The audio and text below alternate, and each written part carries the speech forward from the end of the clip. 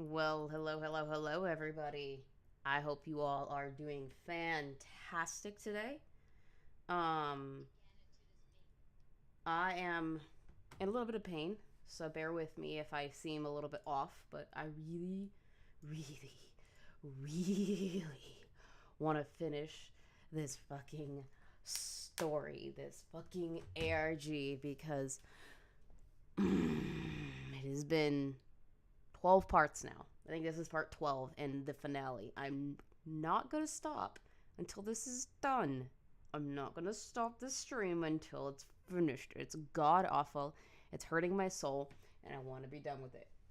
As you probably did see in the chat, I will be finishing this, taking a couple of streams away from this. This coming weekend is my Satanic Panic Redux stream with Nox, so we'll have him back. And then after that, I will be doing it on the 20th instead of the 19th because the 19th is my Valentine's Day variety stream. And I want to do that day because it's easiest for all the people that are coming on. I'm very excited for the people that I'm going to be having on stream. Most of them you already know. One you've sort of met but hasn't been on in an official capacity or hasn't been on an actual variety stream just yet. But I'm glad to have him on, and that will be Director Arcater. Probably one of my favorite smaller YouTubers that does the most wacky character work I've ever seen in my life. So I'm very excited to have him on for the variety stream, which will be on the 19th at 1 p.m. PST. And then after that, I plan on doing the Local 58 because it's a very short ARG at the moment. I can get that all done in a stream. They're very short videos. So I'm going to do my February 20th Halls of Horror on that. And after that, probably Dark Harvest. And then whatever else comes after that. But we've got lined up for streams, after streams, on top of the gaming streams. Those you will not see listed publicly on my channel. However, any gaming stream that I do that's horror related will be unlisted and put on a public playlist, so you guys can find those VODs if you want to do that. I just don't want to clutter up my main channel too much with other things. So if you want to look at those are always unlisted and in a playlist, multiple playlists usually, because I like to break them up for anybody who wants to watch them in full. And with that, let's get into this tomfoolery and fuckery that is TribeTwelve.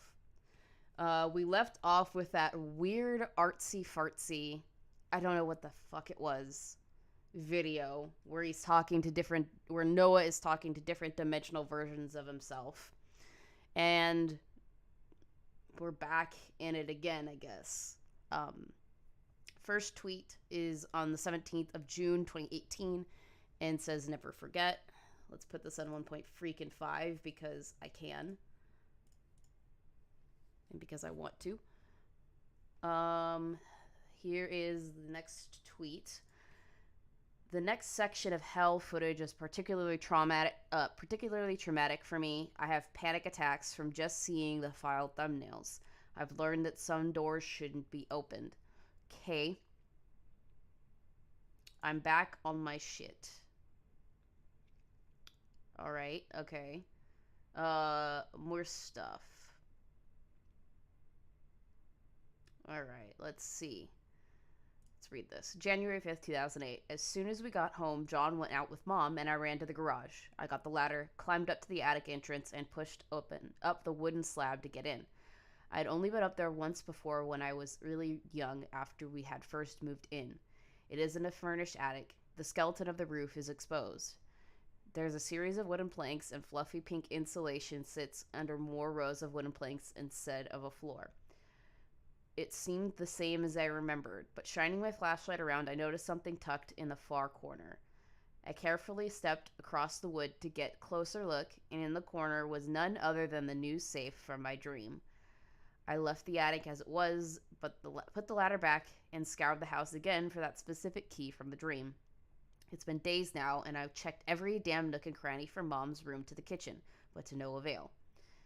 I was going to write this entry when I found the key, since I expected to have found it by now, but there's been another development. Last night at 4 a.m., I saw someone outside standing under a streetlight. I was prepared for this moment. I had done some reading and figured out how to temporarily disable the back door from tripping the house alarm. So I quietly ran out into the street. Someone was standing there. I took out my phone to snap a picture of them and ran back in to zoom in and see if it was Kevin. To my dismay, they did not show up on the photo. Either my eyes were playing tricks on me, or they were playing tricks on my eyes. Also, Noah called me today to wish me a belated Happy New Year. I hadn't spoken to him much at all lately because I had purposefully been tapering down the amount of calls I answered to limit my exposure to him. But I decided to allow this one. We had a real nice conversation, catching up with each other and joking like we would when we were kids. Asked if I wanted to visit him one of these weekends after his classes end. I choked up, forcing lies through my teeth that I'm not sure if I can, since my library job is really demanding on my schedule. And then I thought about it again. Is evading Noah really the most responsible thing to do? What will happen if by chance I die and Mr. Slim turns his sights to him? And he's completely unprepared for the psychological onslaught. He'll be utterly fucked. I'm beginning to think that it's my moral obligation as a carrier for this shared disease to at least let him know what may be coming for him. I doubled back and told him that I'd have to get the okay from my boss to see if they'll grant me some vacation days. I hung up feeling queasy. I couldn't tell him everything over the phone, but that's far too impersonal for consequences of this magnitude. If this does end up being the last time I see Noah for a long time, I need to make it count.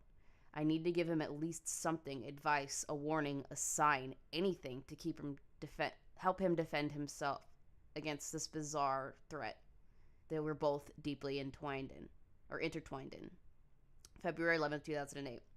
Even though I don't use my cell phone much, I've started getting a whole bunch of solicitor calls this past month. I've only given my number out to a handful of people, no strangers. I'm thinking it might be because I wrote my number into a public sweepstakes form to win an iPod Nano at work last year. Some douche probably lifted the numbers and sold them to a telemarketing agency. They call me at random times of the day and about random shit, ranging from insurance stuff to political brown-nosing.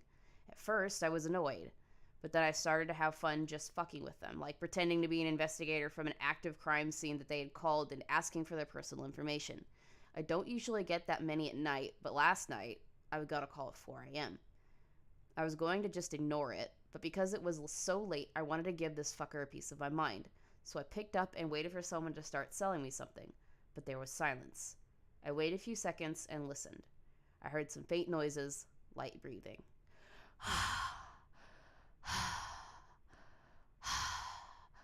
I'm a creepy creeper. Sorry. I'm terrible.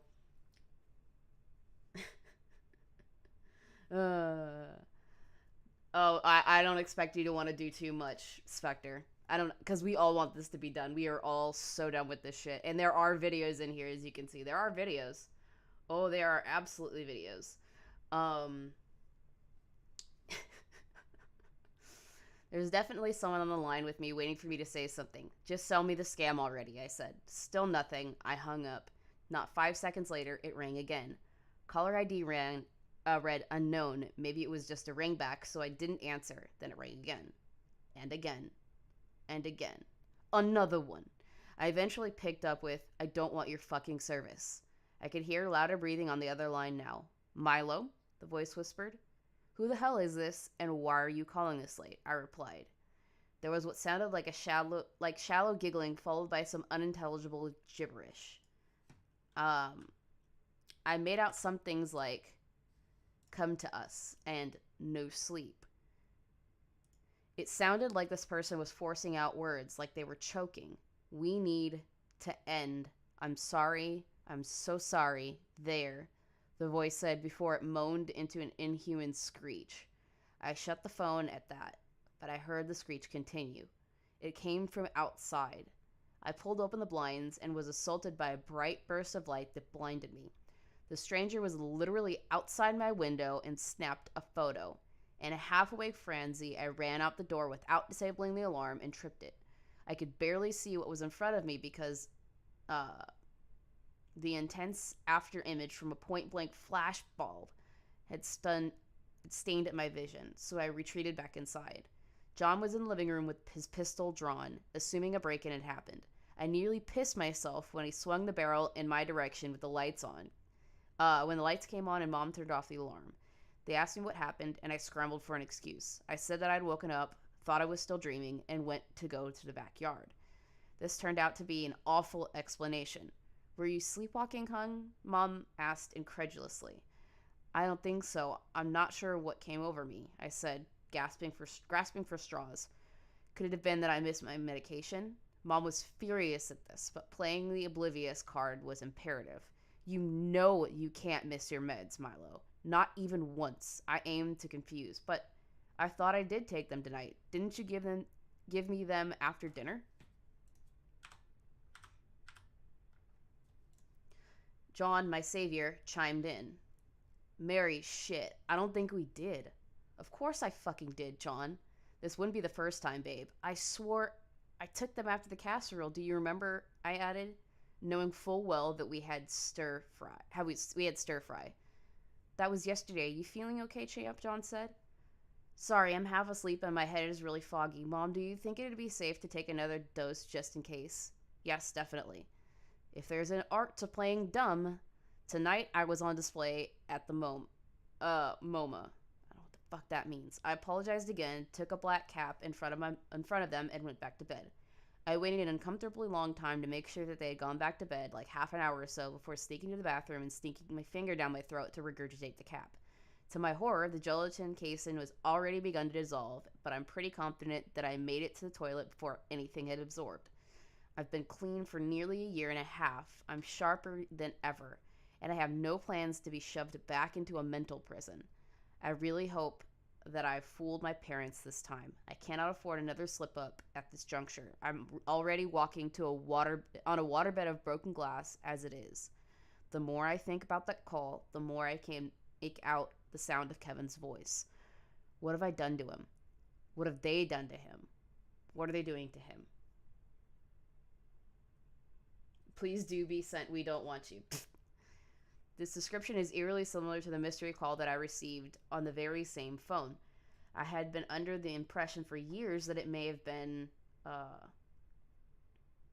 someone on the line struggling to break free, and this confirms it.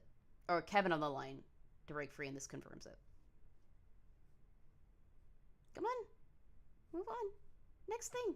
Thank you. All right, pause. Go down. March 6, 2008.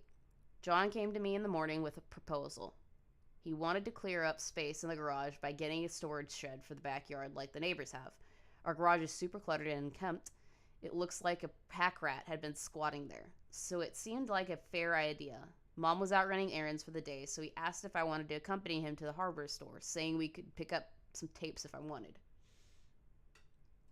Hey, what's up, ex-Capitan? You haven't answered my DMs, by the way. Please check your Discord DMs. Please, and thank you. Dankeschön. And welcome. Willkommen. I had him under the impression that I was filming ads for the library, but reusing the tapes so many times had really worn them down, so I took up his offer. It was really sweet of him to offer me that, even if it was kind of a bribe, but I honestly would have said yes anyway. We drove to the Home Depot and checked out some outdoor storage units and picked out this nicely sized barn roof storage shed that was the best deal. There was a huge accident clogging up the main road on the way home, so we had to take a detour and we couldn't stop for tapes. At a stoplight, I saw Mr. Slim standing by a light pole and snapped a picture. He didn't show up in the image, but I was freaked out to realize that the building in the photo was Hillshire Psychiatric Hospital, the loony bin that Mom had sent me to years ago. Did he make me do this? Fucker was toying with my trauma. I was instantly thrown into a well of terrible memories. I didn't break eye contact with the dreadful building until the light changed and we turned the corner. We had nothing else planned for the day, so once we got home, we went right to work installing the shed. We soon realized that we had forgotten to buy exterior grade screws, so I suggested that John use his old nail gun instead. John said that it would make for a crappy job, but was aggravated and didn't want to drive all the way back out again. So he had said fine and let me do the work while he took a rest. Everything seemed to be going fine until I prepared to get the roofing started. I felt an intense sensation grip my spine. Mr. Slim. Oh, hello, Empress K. My friend. I'm glad you've stopped by to say hello. I'm very much happy to see you. Thank you for saying hello. Mr. Slim. Peeking out from the bottom corner of the metal wall that I had just put up, I saw something moving in the weeds. It was dark and writhed around like a snake. I took the nail gun, aimed it at the thing, and fired the nail. There was a scream. I blinked and clearly saw a shoe. I had just shot John in the boot. He fell into the shed and the walls fell inward. I apologized profusely, asserting that I thought it was a snake, but he was really pissed and threw curses at me in a rage, claiming that I had just wanted to see the nail gun so I could fuck around. He took the nail gun and stormed inside, shouting back at me to check the tool cabinet again to see if we might have some exterior grade screws. So I looked in every drawer of the cabinet but came up with nothing. I was going to head back inside, but something told me that I needed to look again. And in the very bottom drawer, tucked all the way in the back corner behind John's old repair equipment, was a key with a black plastic top. The word copy was pressed into it. I swiped it and ran inside before I could make it to my room, I'm assuming. John came over and gave me a big hug. He was sorry for screaming at me, and I asked if he was all right.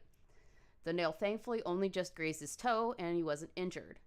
He then asked if I was up for tagging along to the store again to get the proper screws. Given my serendipitous discovery and feeling grateful for John's forgiveness, I was in an unusually chipper mood and said, let's go. Might as well celebrate this find with another fun outing with John. We went to Lowe's this time, which was a bit closer, ate some hot dogs at a stand outside, and took a really nice photo together.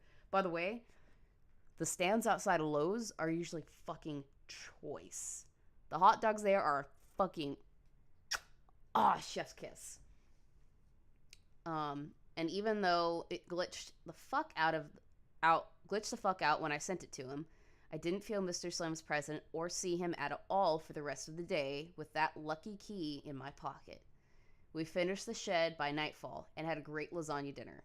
I've been writing some new good vibes. I don't know why I'm reading new. I don't know. Tomorrow, when Mom checks in with her cult buddies and John is preoccupied, I'm going straight up to the attic and busting that bitch open. March 7th, 2008. Fuck. Things were really going my way for a change. How very naive of me to jump into situations without thinking and just assuming that things would go my way so easy. So much for that fucking pipe dream. Mama just left and, to my surprise, John decided to do a last-minute grocery run. This was my perfect opportunity. Right when the garage door closed, I flew. I was up in the attic in record time. I nearly fell through the insulation when I leapt to the safe. I was shaking so much as I inserted the key. It fit perfectly, but it didn't turn. I took it out and reinserted it, but it still wouldn't budge. So, being the fucking idiot that I am, I tried to force it. There was a snap.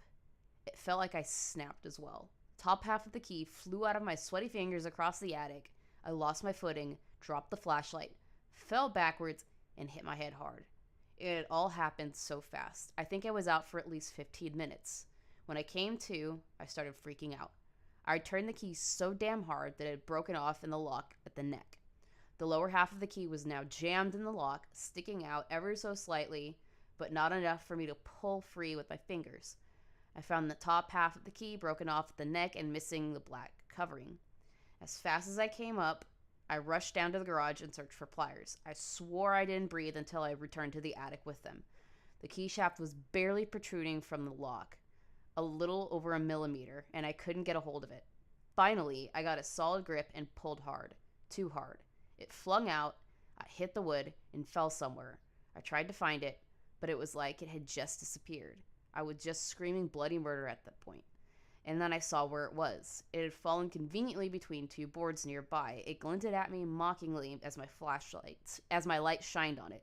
Before I could even try to finish it, I heard John pull into the driveway. I raced down and put back the ladder just in time to meet him at the front door. He asked me why I was crying. I said the protagonist in the book I was reading had fucked up really bad and had gotten me emotional. I couldn't even go back up to the attic because John decided that he wanted to move his garage shit into the shed now. I went back to my room and made my voice soar, screaming into the pillow. I was in a bad place. I didn't even say hello to Mom when she came home. I should have. She was eyeing me for the rest of the night. I logged on John's computer and searched for safe brands. Eventually, after at least an hour of digging, I found unmistakably the same case, or safe. I read the manual, and it turns out that the key alone doesn't open it. A 5-digit code must first be entered to unlock the secondary mechanism in order to allow the key to turn. Right now, I'm fucking demolished. I hate myself so much for rushing, for not thinking to make a copy. I'm sure the shadow demons are either ashamed or laughing at me from a higher plane. Probably both. And now my camera is missing. I could have misplaced it when we went out yesterday. Good chance Mom lifted it from my dresser. Tapes are still here, where I hid them in my sock drawer, but I haven't even captured any legitimate footage of Mr. Slim yet. Worst part is, I don't think I should make a stink about it. What if this is just a test to see if I'm awoken or not? It better fucking turn up. I need to get at least one sighting for the doctor. I'm approaching my breaking point. I'm 99% sure this is the same broken key that I received in the token letter. Okay. Of course. All right. April 16th, 2008. I've been in a major slump since March. The few chances I've gotten where both Mom and John were out, I've gone up into the attic and tried to fish the key's teeth out from within the wood. The first time I had the chance to return up, 2 weeks had passed, and the fucking thing had actually moved deeper down. It somehow lodged itself so it's nigh impossible to budge, and I'm losing my mind trying to retrieve it. I've tried paper clips, coat hangers, an actual fishing hook. No avail. It's now positioned in such a way where I can't maneuver any implement underneath it, which makes yanking it out effectively an unwinnable battle. Now that my rage has subsided a bit, though, I think I'm starting to get an idea about what is going on. Since it first fell between the boards last month, the temperature outside has fluctuated around 20 degrees Fahrenheit. Because all the wood contains a certain amount of water, the boards became pliable, contracting when it got cooler and expanding in the heat. It must have dropped deeper and then gotten wedged down there due to the temperature changes. I still haven't found my camera. John has no idea where it went. Mom definitely took it. I asked her once if she had seen it, and she plainly said no. I had to grin and bear it and just say, all right, even though absolutely nothing has been all right, and every damn day I am closer to just losing it. The more I act like zombie Milo on the outside, the more I feel like an actual hollow shell of a being on the inside. But something extraordinary happened today.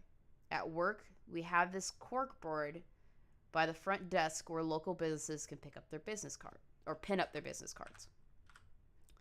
The wind coming in from outside had knocked something down off the board, and as I went to pin them back up, a name caught my eye. Riccolo Events. That's right. It was Riccolo, not Ricola. That's the fucking cough drop. After popping so many of these fuckers to quell my coughing, my scrambled brain must have made me log it in my memory banks incorrectly. On my lunch break, I searched the name and, lo and behold, there's their damn website. They're wedding planners. No staff info listed other than a generic contact us email and phone number, but it has a list of past events they've planned.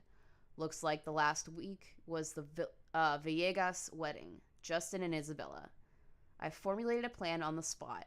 I found the newlywed couple's number in the phone book and called them. A woman Isabella presumably picked up. I said that I was an intern from Riccolo Events and asked if they wanted to include the embarrassing footage of the brother drinking in the final cut of the wedding video. Anthony was drinking during the reception? Yes, looks like he had quite a lot, ma'am. She called out, Justin, guess what? Planners called. Your brother is full of shit, I told you. I told Mrs. Villegas, that I was going to put her on a brief hold, hung up, and had a good laugh. I immediately then called Ricolo Events and got through to the receptionist, Samantha. I posed as the groom's brother, Anthony, and asked for the contact info of the photographer from the wedding, saying that Justin has a serious issue about the price point of the commemorative photo album. She gave me a number to someone named Jack, who's apparently the wedding coordinator.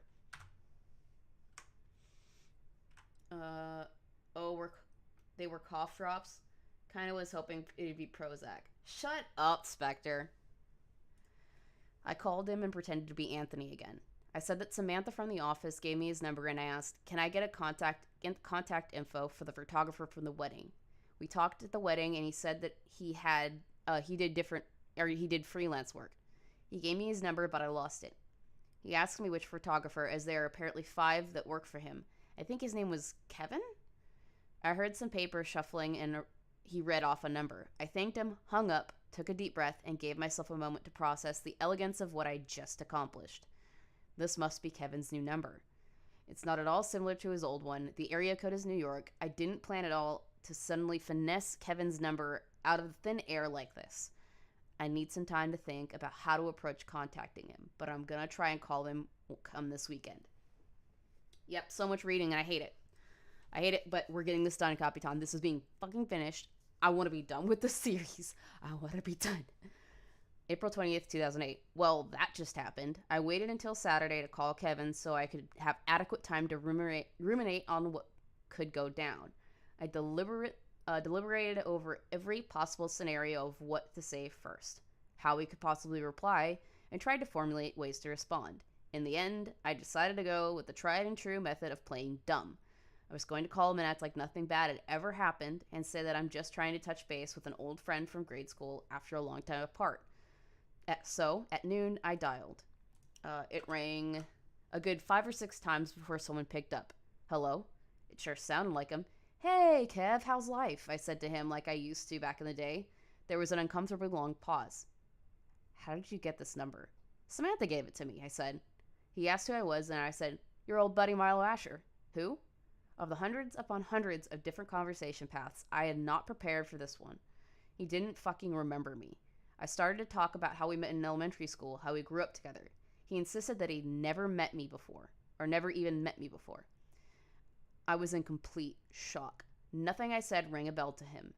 It was like this was the first time we'd ever spoken. Say, you did used to know me from elementary school, he said. Why are you calling now? I didn't know how else to be but blunt at that point. I want to know why you've been spying on me at night, Kevin. He scoffed at me. Okay, listen up, dude. Stop pranking my number or I'm going to call the cops. Peace. And hung up. I was utterly flabbergasted. I kept calling again and again until he picked up for a final time just to say, I'm blocking this number. I did some research and found out from calling the market where his dad worked that his parents had since divorced and moved to separate sides of the country. I'm guessing he lives alone now, most likely still somewhere in the local area. Needless to say, I'm incredibly confused and disheartened. Not only is one of my only friends gone from my life, he doesn't even know that I ever existed. The next day, I called Jack, the coordinator, again to see if Kevin has an alternate number, but to my surprise, Jack said that he had terminated his contract just yesterday, literally right after I called him. Either something's incredibly fishy or I'm writing this entry from a seafood market, and I'm not. That's the Courage the Cowardly Dog reference, guys. God damn. There are 3 possibilities that come to mind. 1, Kevin has suffered from some kind of amnesic episode and legitimately doesn't remember our friendship. 2, he's knowingly working for a third party and is just putting on an act to confuse me. Or 3, his mind has been purposefully wiped clean somehow and he is being unconsciously controlled by that third party. Considering that any one of those theories holds any truth at all makes my head spin to orbit. But that's the absurd state in which I find myself right now. I feel so very broken and raw inside from this development, like a huge chunk of who I was suddenly just disappeared. This is an absolute worst headspace I could be in going to visit Noah. Oh yeah, I forgot to mention that I caved and I'm seeing Noah in 2 weeks after all. I'm not sure what I'm going to do since I'm there, once I'm there yet. I'm so deathly afraid that the same fate will befall Noah. Either him becoming just as haunted as I am or completely forgetting who I am to him. On one hand, I know I need to brief him on the potential storm that may descend on him. But on the other hand, I don't want him to view me as the harbinger that came and ruined his life. Either way, I have no choice but to bite the bullet and face the hard truth. No matter how this visit ends up, I'm going to lose the only friend I have left. That's kind of sad. April 26, 2008. One of the existential quandaries that has troubled me all my life is the uncertainty involving what happens to the self after death. Word salad. Yummy, yummy. I need a drink of coffee. My fucking brain hurts.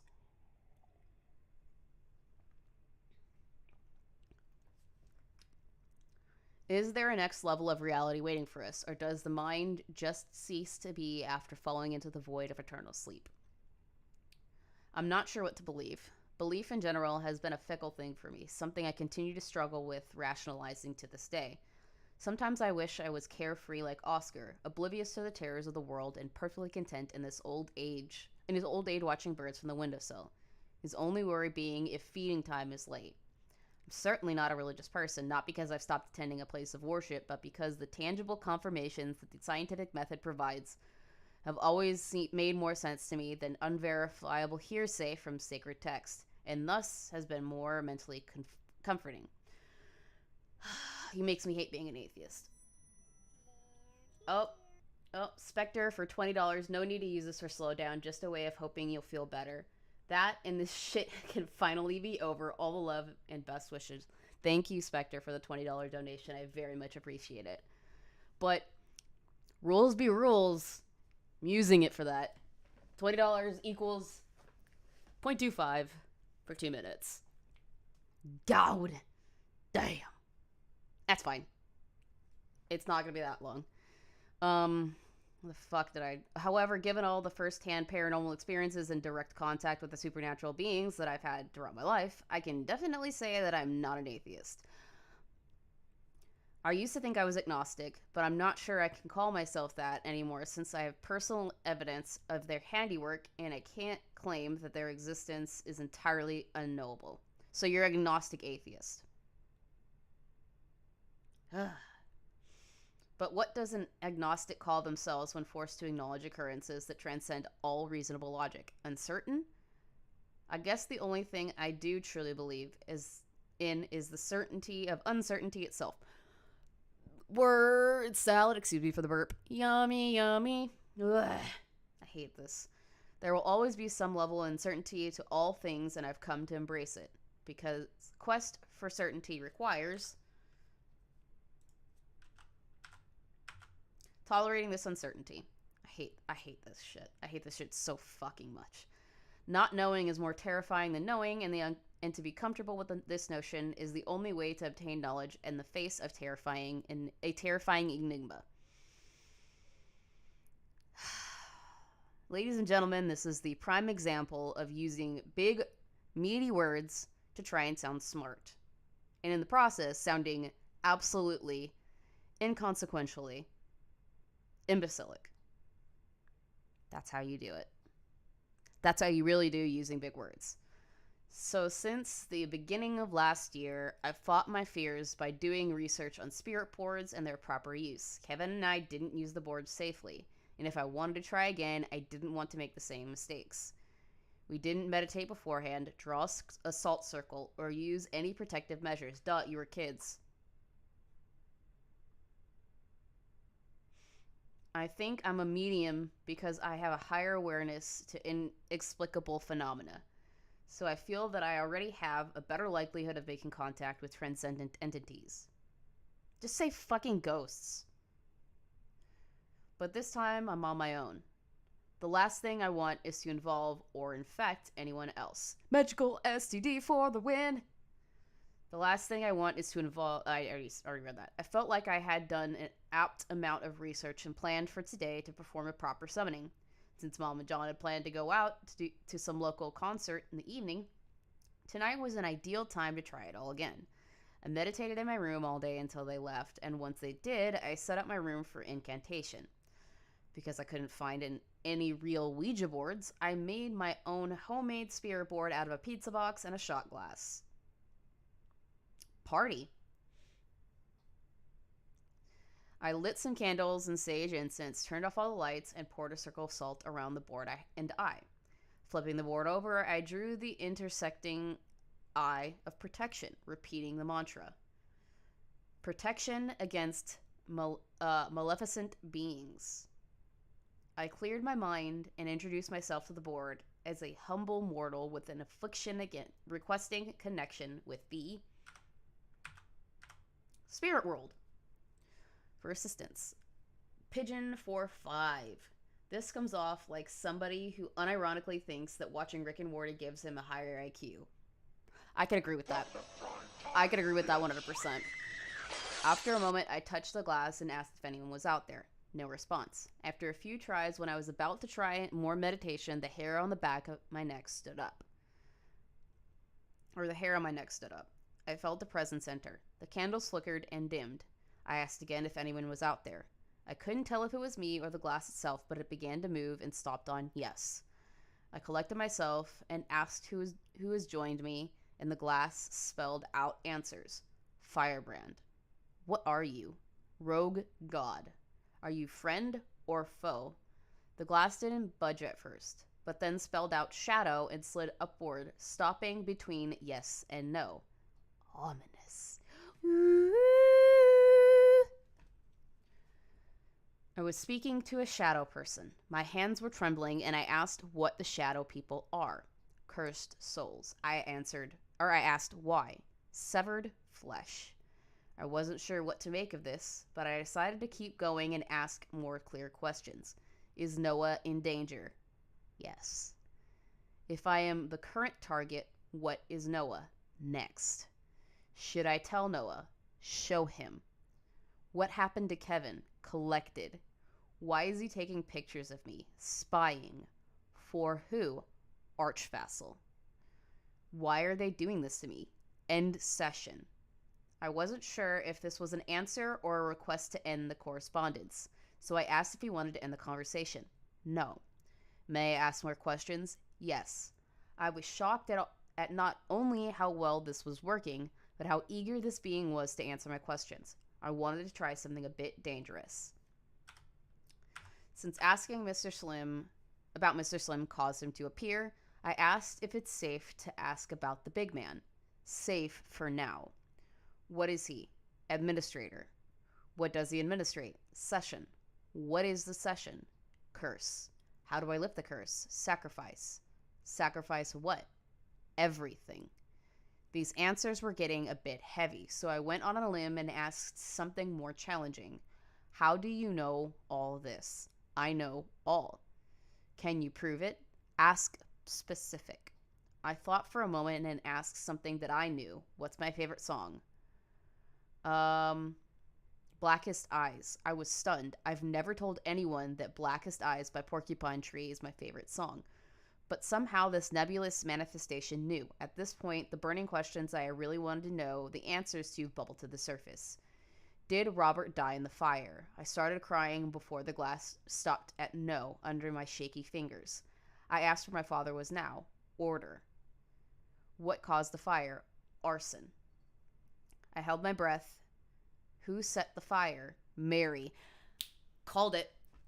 I screamed in anger. Why? Selfish. Did she burn down Noah's house too? Yes. Screamed again. Why? Twisted mercy. I felt nothing but white-hot rage. Did she blow up the boat in 1995? Accomplice. What can I do to stop her? Safe. Is there a key to open it? The board went silent. I asked again. Nothing. Then it moved. She comes. I heard the front door open. They were home early. Shit. I slid the Ouija pizza box under the bed, blew out the candles, and threw some clothes from the hamper on the floor. It's getting intense, y'all. I covered up the salt To cover up the salt. Mom barged in and said the concert was bad, so they left and brought back Burger King, which fucking sucks because I've been completely turned off by Burger King since that awful lingering stench. What was that? I don't know what that was. Since traumatized my nostrils in the car back when we went to Karl's place. She complained about the smell from the incense and candles, but was none the wiser of my seance. I kept cool best I could, staring into the glassy eyes of the woman I called Mom. But with every fiber of my being, I wanted to jump up from the floor and beat the fucking shit out of her. I would too. This witch of a woman destroyed our family. She burned down our homes. She's an accomplice behind the boat incident, meaning she's somehow responsible for the deaths of Tommy Henderson and Sonia Maxwell. She's the reason Dad isn't here. But he's still alive somewhere. Something to do with order. I needed to get in that motherfucking safe. I know in my heart that there must be something dirty as shit in there that will incinerate her or incriminate her. Well, we should incinerate her too, but first, Noah. I have to tell him what's just beyond the horizon. I have to prepare him for the storm. I have to show him the beast. One more week. I keep hearing whispers. Come on, get down there. May 3rd, 2008. Now that I think about it, I don't think that there's been a time where I haven't seen him during takeoff. He's usually standing somewhere on the tarmac, so very out of place. And there he was yet again. He was following me to Noah.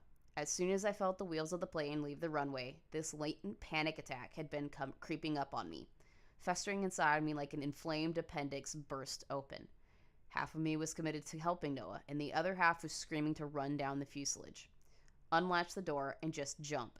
Too easy. I was at war with myself, questioning if I should even be on the plane to Florida at all the whole flight. There wasn't much turbulence, but every jarring tremor I prayed that the plane would just fall out of the sky and decide my fate for me. I threw up twice. Stepping out of the taxi to see Noah's front doors once again, I was still overwhelmed with indecision. I had all this time to think, but the ever-accumulating mass of internal distress turned me to procrastination. I was just about to enter his damned home, and I didn't have a solid plan of action. Behind me, I felt that all too familiar sour sensation, like reality itself was ripping from the metaphysical stone tossed nearby. This is so dumb. Bro, enough of the word salad. I know, I want to be done with it so we can get through this shit. He was already there, or already here. I took a deep breath, rang the doorbell, and opted to play things by ear. I felt that maybe hanging with my cousin like we used to in the good old days might clear my head. Should have known better at this point. Seeing Noah again was both a wonderful and gut-wrenching experience, especially since he was so happy to see me. He pulled out a newly bought video camera, and it felt like he had just drawn a gun on me. Could he have been seeing him already? No way I was going to interrogate him right then and there. Something instantly felt off as soon as I stepped foot inside his house. It was exactly like that funny feeling you get in the back of your throat right before you get sick. That same foreboding feeling. But it was walking down the hallway when I realized that I felt Mr. Slim within his house. Like right beyond the walls. I tried my damnedest to act like a normal human being, but knowing that he was only meters away from us had me drowning in anxiety. Hey, what's up, Mike? I know you like the reading. You like listening to my dulcet tones, don't you? I'm kidding. I'm convinced he was at least a room away from us the entire day. I already can't wait to leave. I got settled in and we played some Paper Mario and watched Aladdin like when we were children, an eternity ago now.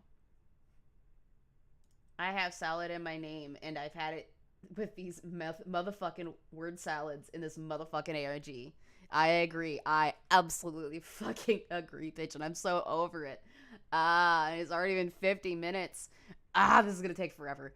My thoughts were still as conflicted as ever. The Ouija board told me to show him. I'm assuming it was referring to Mr. Slim. But who knows who the hell this firebrand spirit is. Just because he knew my favorite song doesn't mean I should trust him. Agreed. Very smart. Probably the only smart thing you said. I kept trying to formulate some kind of strategy to segue our conversation into what I had traveled across the country to relay, but I was really at a loss. At least Noah's presence managed to calm me enough to be able to enjoy myself, despite my mind being helplessly stuck in a death spiral of thought loops, and the fact that a goddamn reality monster, STD of the magical variety, was observing us through the walls like rats in a maze. Noah had mentioned wanting to show me that park near his home since construction on the boardwalk had been completed last year. As much as I was frightened from all those visions of that damned Victor Park place, finally decided to do that. Oh my god, that scared the shit out of me. I'd literally just jumped in my chair. Fuck you, Streamlabs. Fuck you. I had this morbid curiosity to visit it. If the powers that be had been showing it to me for a reason, might as well find out why. And when I saw that bastard himself peek out from the doorway at us, I was more than happy to leave that fucking house for a while. Noah let me fiddle with this camera. Scratch my ear. Scared the fuck out of me. Whoop. As he drove, it was way nicer than mine was. Then an idea hit me. Since Slim is uncomfortably close now that we're hanging out, if I'm able to catch him on camera and then show Noah, maybe I can wake him up again. Worth a shot. Plus, then I'll have footage to show Garner. 2 birds, 1 stone. And, since he hates having his picture taken, if anything I can shoo that fucker away, if only temporarily. It's a win-win. No, it's not. After lunch, we stopped at the boardwalk and walked into the path between the walls of trees. As beautiful as it was deeply unsettling walking around a place that haunted my nightmares years before it was even erected. Every step inward was accented with a hint of deja vu, and as we trekked further down the pathway, I was dismayed to realize that the place had the same exact threatening aura that Noah's house had. The whole time I had this feeling of being followed, though no one was ever behind us. I felt it particularly strongly at the top of the boardwalk tower, and when I spotted his lanky silhouette poking out from amongst the trees and moved towards us, the very same vision from one of my childhood dreams, I panicked and ran down. When I got a hold of myself, I tried to brush it off and by recounting some classic anecdotes from years past. Reaching the end of the boardwalk, it felt so oddly quiet. Excuse me. There were some other people fishing at the pier, so I figured that maybe Slim retreated for now. But it was far too placid. Something wasn't right. Sure enough, as we were walking back to the parking lot, the hair on the back of my neck shot up as I felt his presence return. But this time it felt like a tidal wave approaching from behind us, and fast. I lost my cool again and booked it back to the car. The sensation subsided once I reached the parking lot, but I collapsed on my knees in terror, completely consumed by just how much I felt affected by it. I only experienced that degree of impending doom once before, and it was from the safety of one of those boardwalk dreams. In real life, it proved to be so much more alarming. I felt like if we didn't leave there at that exact point, or exact moment, the trees themselves would come to life and spring downward, shutting on us like a snare trap. Okay? Which is exactly what happened to me in the dream. I still have no idea why that damn place has any significance, or why it has been so incessantly advertised to me in my sleep like a goddamn timeshare from hell, but there's no doubt that there's some kind of potent energy that envelops it. The trip back home was awkward and silent. I had really confused Noah at this point, and I was in no shape to even begin to lie to him coherently about why I had spazzed out and ran off on him multiple times. So I saved face and kept up the act of aloofly pretending that everything was fine. But it really wasn't. I kicked myself for not just taking the camera for Noah and filming Mr. Slim when I saw him. I won't let that opportunity pass by again. I may have other chances to snag his image while I'm still there. In fact, I'm counting on it. As I write this entry, I can see him in my mind's eye. He's scoping us out like packages of meat at the butcher counter. But I'm scoping him right back. He's not escaping the viewfinder this time. All of Milo's actions make complete sense now given the context of what he was experiencing, but it doesn't make it easier to accept now that he's gone. Alright, come on. I want to finish this shit. Please and thank you. Okay. A little bit more. Okay. May 4th, 2008. I woke from a coughing fit with an awful migraine at 4 a.m. The more I think about it, I've always coughed more than usual on my Florida trips. But it's really bad now. I hacked too hard and some chunky blood came up. Tasty. I drank some Robitussin that I found in Noah's bathroom and that seemed to help a bit. But my anxiety was shooting through the roof.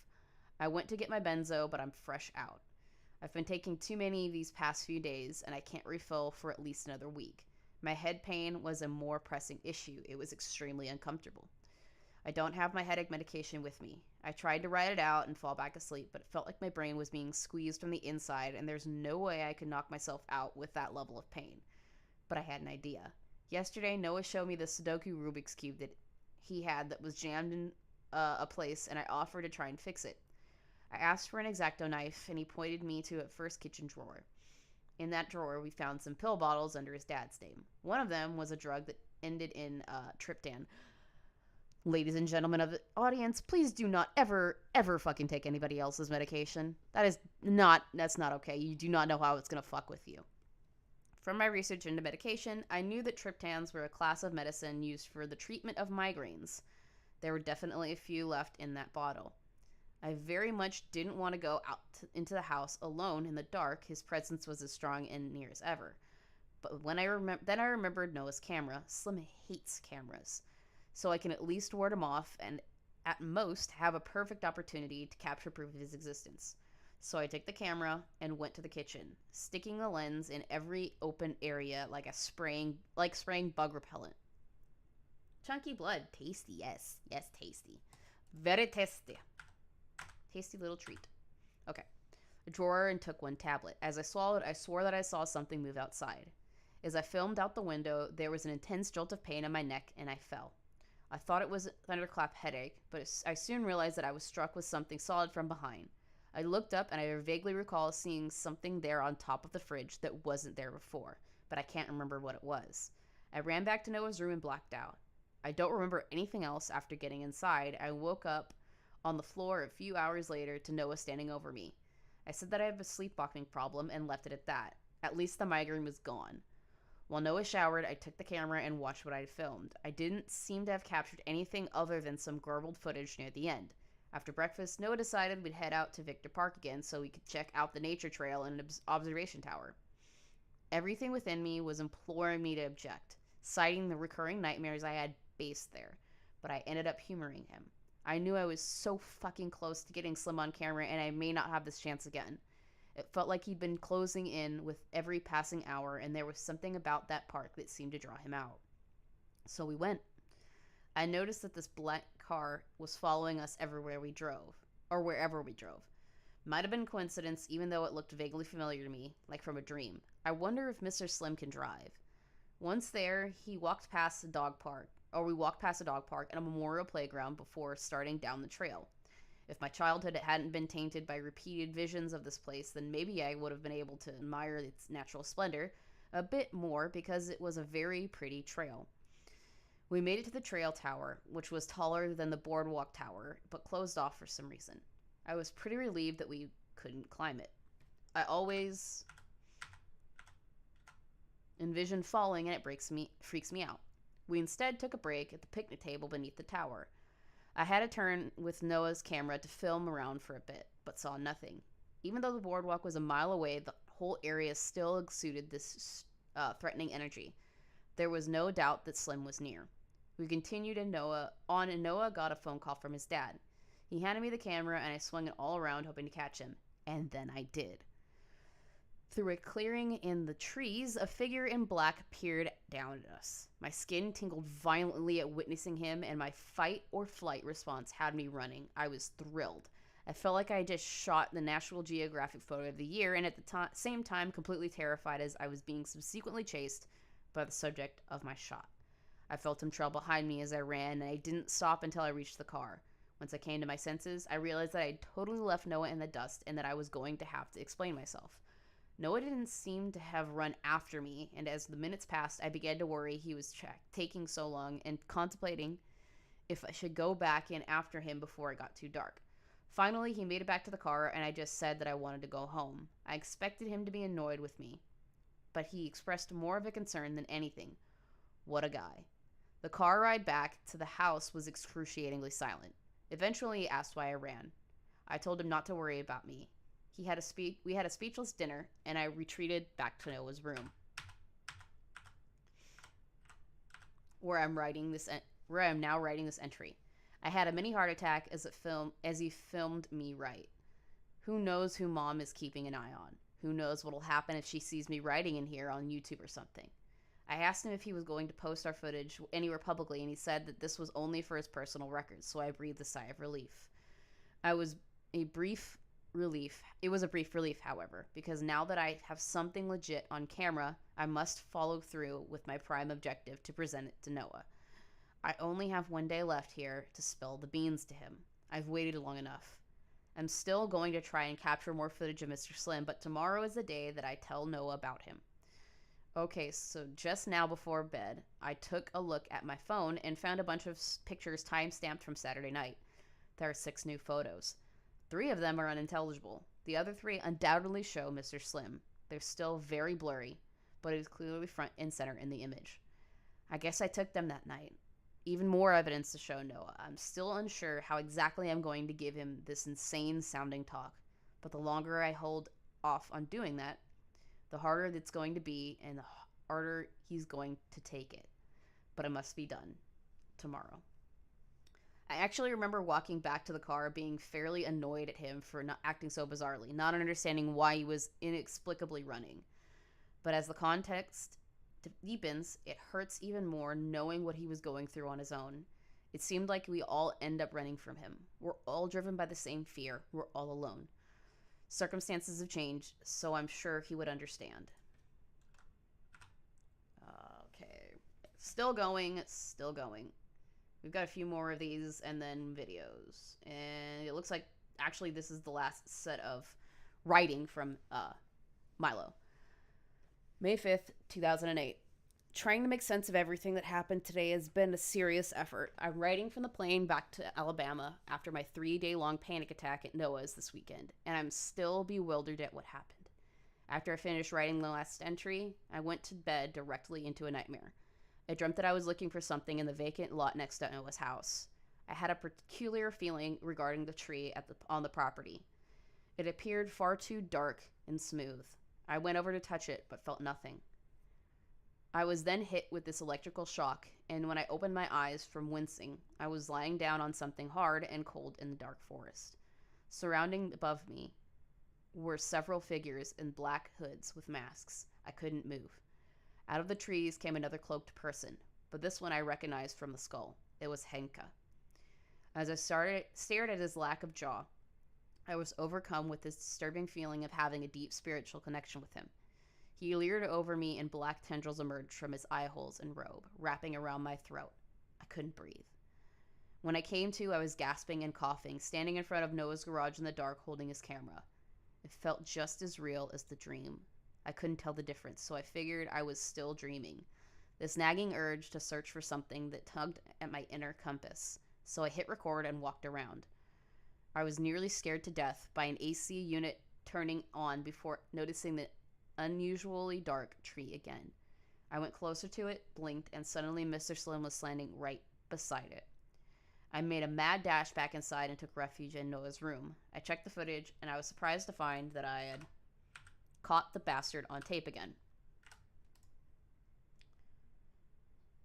Come on, go down. It was hard to see, but a tie against white and black head are plainly visible. At this point, I felt like I had more than enough visual evidence for both Noah and Dr. Grainer, so I pocketed Noah's tape and replaced it with one of the blanks.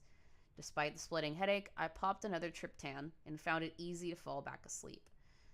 Again, do not encourage this at all. Peace of mind is a rare commodity.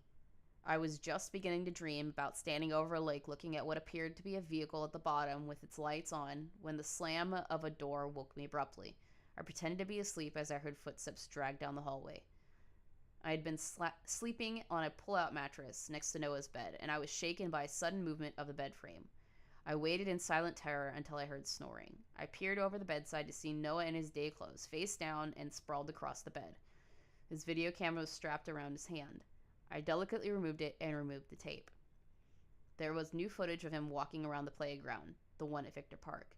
Noah was sleepwalking, but there was no way he could have walked that far and back within an hour. I went back to sleep. Or within the hour. The end of the footage was very jarring. There's a sudden cut and then a point-blank close-up of Mr. Slim. Closer than I've ever seen before. And Noah runs out of the playground towards the light, screaming. There's a shot of moving trees before a green-tinted shot of someone. Someone with glasses. Kevin's glasses. Then there was one final shot, a clear visual of me standing next to Mr. Slim on the boardwalk, tentacles branching from his torso and undulating in front of me. I had a dream of the exact scene from my perspective nearly a year and a half ago. While freaking out about what I was seeing, I felt my pocket and realized that my phone was missing. I searched my bed, suitcase, my other pants, but it was gone. I took the landline and called my number. I heard the buzzing of my phone's vibration nearby. It came from Noah's pocket. He was out cold, so I took the phone and checked it. One new audio clip. One new photo. The audio clip was Noah laughing to himself, all creepy-like, but the photo was even creepier. It was Noah's face, distorted and grinning maniacally. Due to my presence or not, he was already experiencing Mr. Slim's influence. What really threw me for a loop was seeing Kevin. No way he followed me all the way here. But then how the fuck is he on the tape? I opened it that night. Why the fuck is he involved with everything? I decided to swap the tape out again, but Noah's tape back for now. And then and take both with me before I leave so I can show Garner. On a hunch, I took a Sharpie and drew an eye symbol on my tape for added protection. I didn't sleep. In the morning when Noah woke, I asked if he had worn his PJs to bed. He definitely changed clothes that night, but I said I didn't remember. This flight left at 6.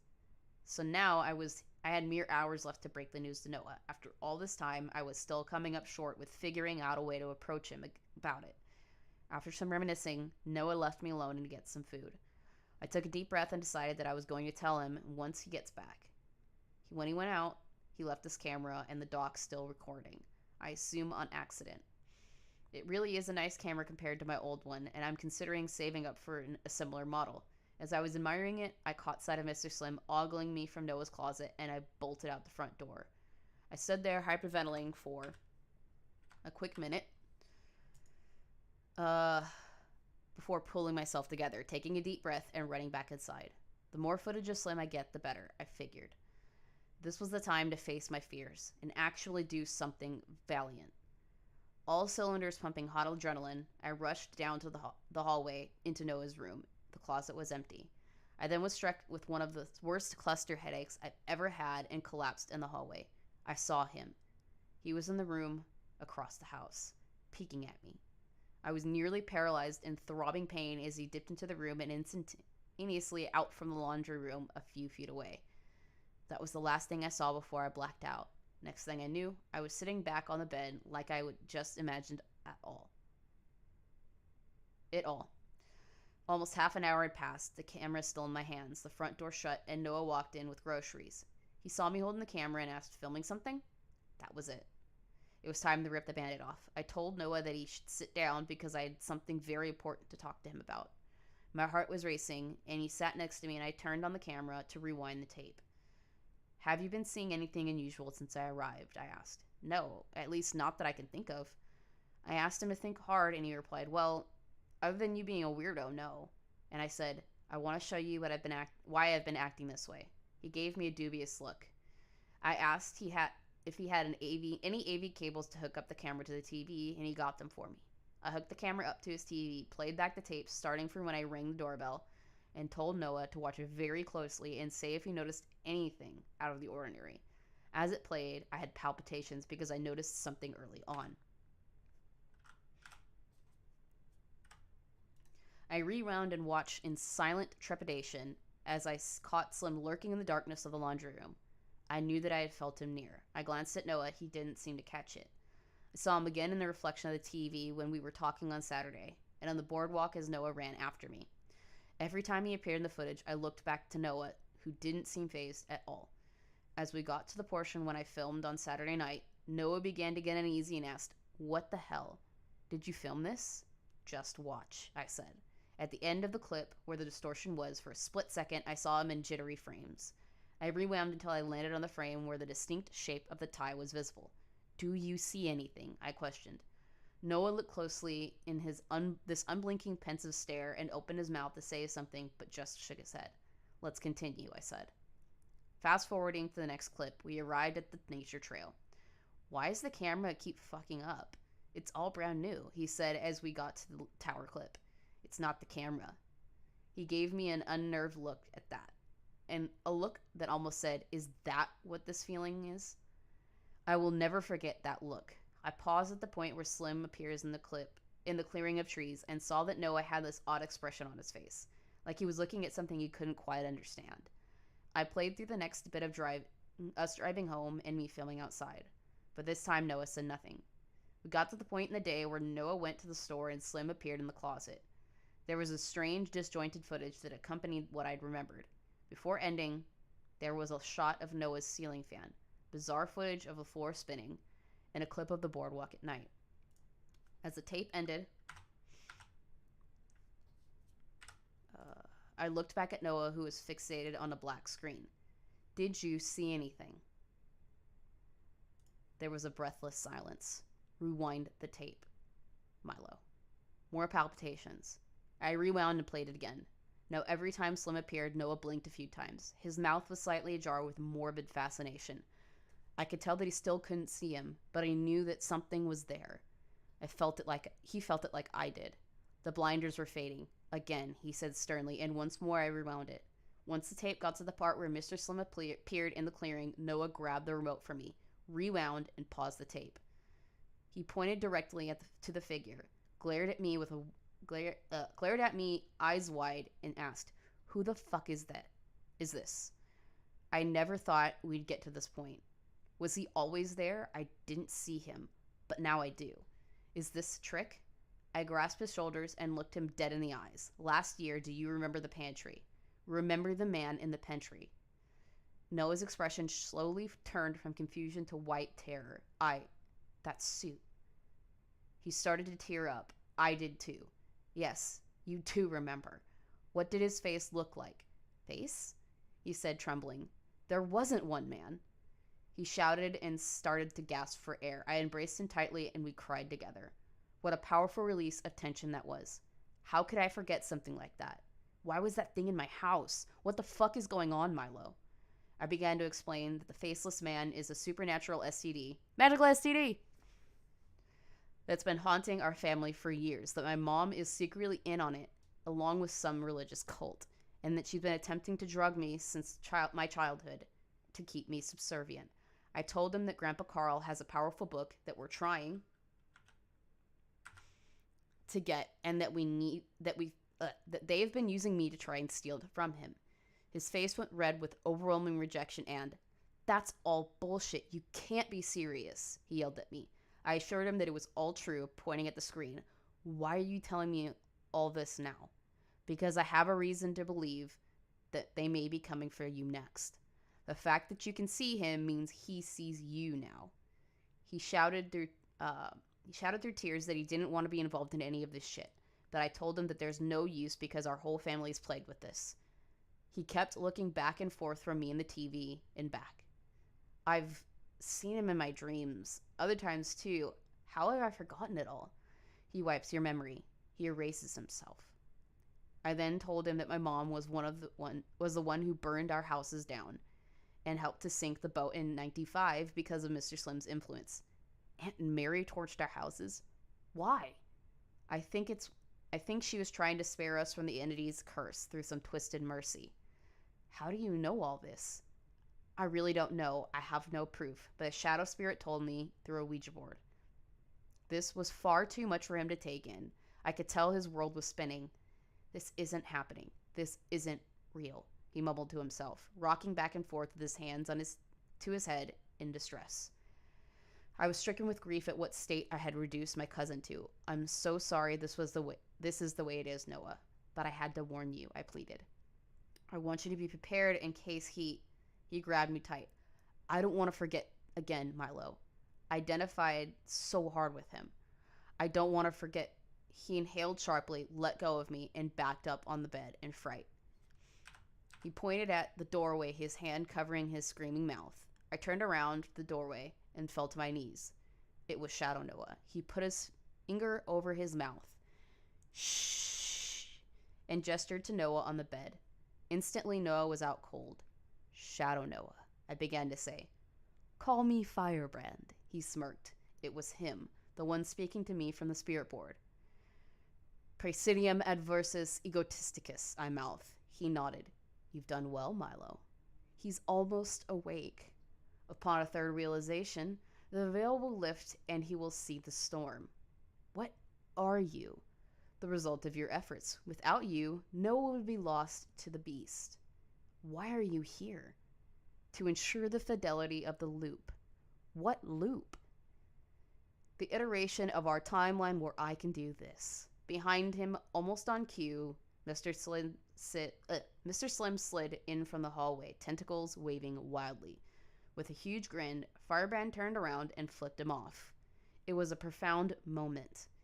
He looked back towards me on the floor. You've assisted Noah more than you know, but your time is done here. And we have a flight to catch. But what do I do next? I still have to tell Noah everything. No need. Noah's in good hands now. Keep your distance. Face the monsters back home. Open the safe. Bring your mother to justice.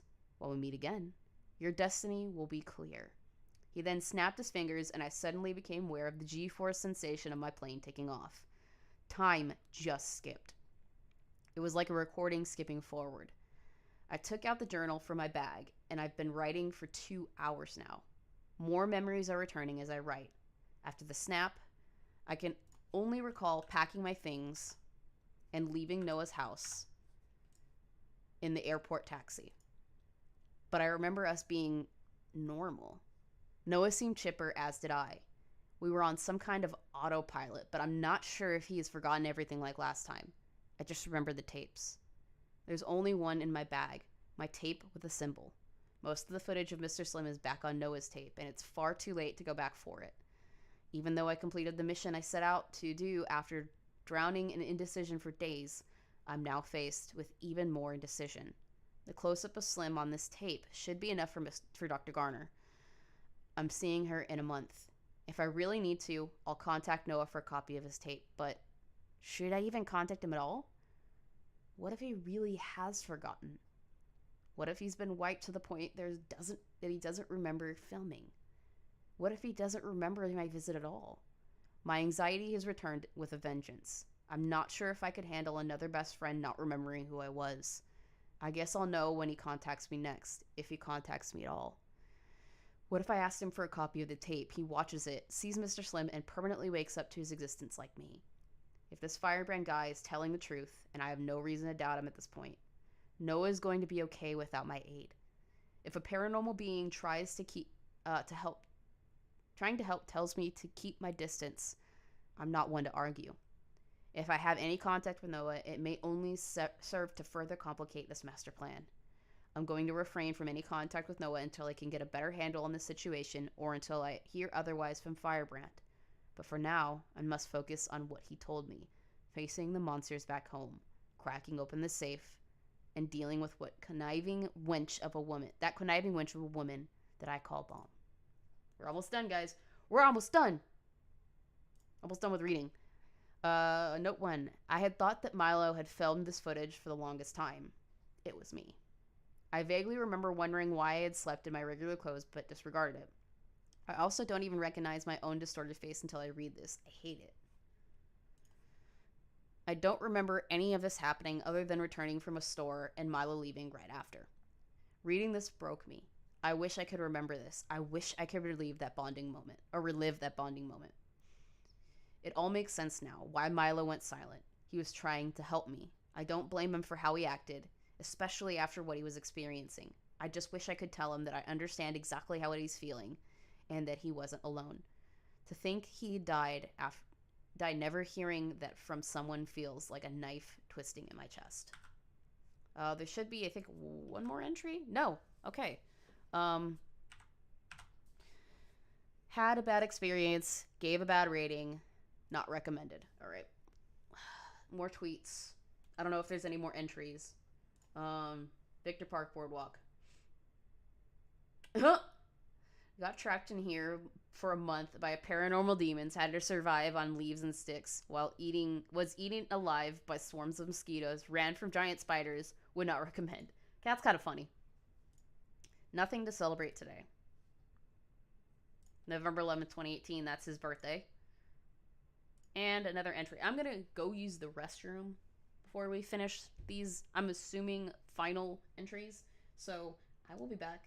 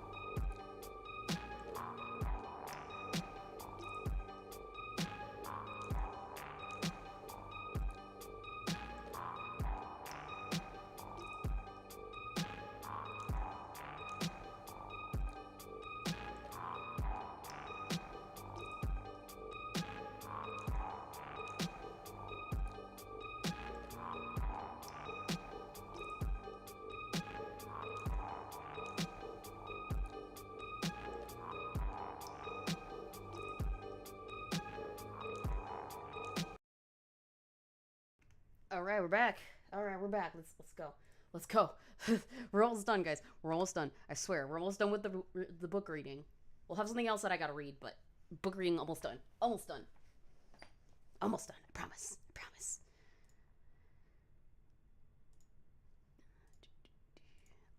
June 3rd, 2008. Oscar ran out again this morning. I went out calling for him for a few hours before giving up. He always comes back eventually. He didn't show up until later, emerging from under my bed. I guess he must have snuck back in when I wasn't paying attention. He hopped up onto the bed and dropped something in front of me that he was carrying in his mouth, a dead mockingbird. He let out a single meow and stared at me with those big marble eyes of his, almost seeming like he was sensing my distress and trying to help me out somehow. I gave him some extra thorough rubs and took the dead bird outside. I dug a shallow grave for the bird in the garden with a trowel and buried it. Something about the black of the bird's eyes brought me back to last month at Noah's house. It reminded me of the dark complexion of Firebrand. The glints of light reflecting off the bird's eyes were like the pinholes of white that were in place of his eyes. I turned my phone off after getting home. The only calls I was getting at that point were only telemarketers, and I had to disconnect from Noah. So I felt it was best as I barely even used my phone as it was. But the question of whether Noah had forgotten what had happened. Yeah, no, but not the burb, not the burb, no, but the burb. The question of whether Noah had forgotten what had happened or not had been burning in my mind ever since I got off the plane. My curiosity ended up getting the best of me, and I turned the phone back on to see if he had messaged me. Like popcorn, a barrage of notifications chimed in. They were all from Noah. 12 messages. Every single one of them was painful. Hope you got home safe. Great to see you again. Did you land yet? Let me know when you touch down. Milo, next time you visit, let's go have a Lord of the Rings marathon. He didn't remember anything. It was hard reading a one-sided conversation from your best friend, but it was the last few messages that really made me violently shift my mental gears. Hey, I know you're probably really busy, but my mom told me that your mom tried to kill my dad. What the fuck? A pecan pie got dropped off at his office on his birthday, and he's deathly allergic. My mom thinks Mary sent it. Do you know if your mom sent it? I was appalled. I have no proof to back it up, and I have no idea if a legitimate motive. But I'm sure that she's behind it somehow. Speaking of proof, I had to put all that on the back burner because today was the day of my appointment with Dr. Garner. I had converted the footage of Noah encountering Mr. Slim at the playground to a video file, along with those photos from my phone, and put it all on a flash drive. Overcome with the same familiar ambivalence that I felt last month, I walked into her office unsure of how this was going to go. We had a standard discussion about my progress, and at the end of the session, I used the trip to Florida to segue into bringing up my evidence. Instead of going all out and describing that in detail, I simply told her I had something interesting that I wanted her honest opinion on and gave her the flash drive. She plugged it into her computer, and when the file window popped up, I said that my cousin had shot these, and I wanted her to take on what she saw in them. I wanted her take on what she saw in him. She first clicked around the blurry shots of Mr. Slim. Just blurry splotches. Is this your idea of a Rorschach test? She remarked with a sarcastic chuckle. I said it was more like a Where's Waldo test of sorts, and told her to watch the video file. At first, she seemed pretty confused watching corrupted footage of a playground at night. Even with the full body shot of Mr. Slim on the screen, she just stared blankly at the obvious visual of a figure was invisible. Well, I don't see Waldo. What am I supposed to be looking for? She asked. Did you see the suit? I said, which was followed by a puzzled look from Garner. No, all I can make out is just a playground filmed at night. Well, he was telling me that he was seeing someone in a suit, and I figured, since you have some experience explaining these kind of things, I thought you could help me make sense of what we're seeing. She replayed the video, and asked where I thought I saw anything. There, I pointed. Right as the close-up of Mr. Slim's tie came on screen, she was silent. Then I held my breath. I have another patient waiting. I'll take another look at this and get back to you next visit. Okay. Something felt a little off about her tone. As I left the building, I noticed that there was no one in the waiting room. I went around the back and peeked through a small gap in the blinds. She was watching the video again.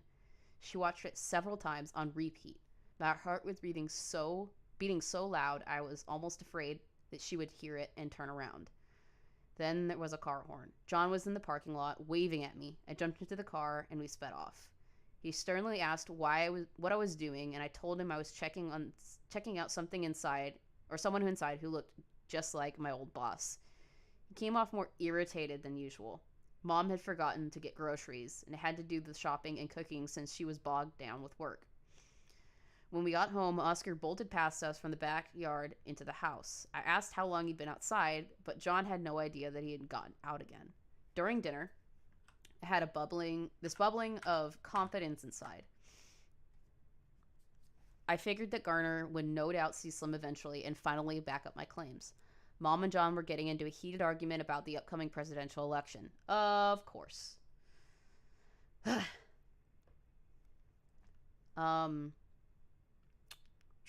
Mom kept throwing out falsities and ad hominems while John was trying his best to stay level-headed.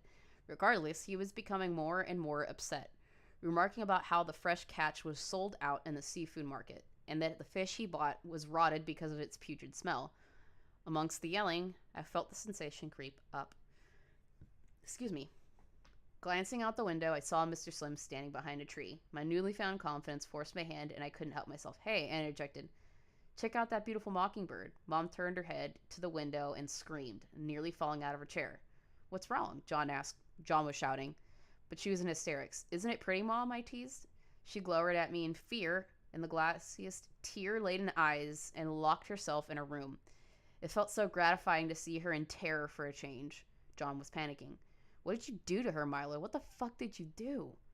And I put my hands up and said, some people just can't handle politics, I guess.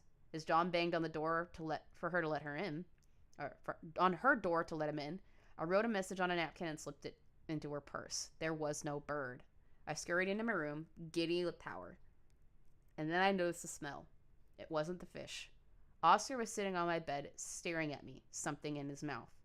He dropped it with a weak meow and licked his chops, not breaking eye contact. He had dug up the dead mockingbird. In an instant, all of my morale turned into insecurity. I opened the window and threw the bird out. It was a bad omen. I began sinking in this quicksand of doubt. What if Garner doesn't see anything and doesn't back me up? What if this stunt that I just pulled with Mom went too far and I have no recourse? What if she knows I'm awake now and calls for backup? What if they take me and... John is shouting for me. He's demanding that we all finish dinner now. Uh-oh. Look at that blank there. Look at that blank there. That means something happened. He's very angry. Something happened. I'm not crazy. I'm not crazy. I'm not crazy. I'm not crazy. I'm not crazy. I'm not crazy. I'm not... Okay, we get it. I'm awake. It's not in my head. It's in my head and outside it as well. This is real, and I'm awake. Been wandering through the blackness of the warehouse with nothing but a candle and stumbled upon a breaker box. Time is 4:38 p.m., July 8th, 2008. A month it's been. The book came back to me. My eye caught an unfamiliar black band amongst the others on the shelf. But it was familiar. The soul of the pages called to me with a voice like my own. I touched its spine, and I touched mine. Pulled it out like a lever. Stared into the cover like an abyss for 15 minutes. Book lock. Locked door. In my mind. Took the key out of my sock like I'd known it for years, and I did. Turned the key, and the click of the mechanism corresponded to the one in my brain.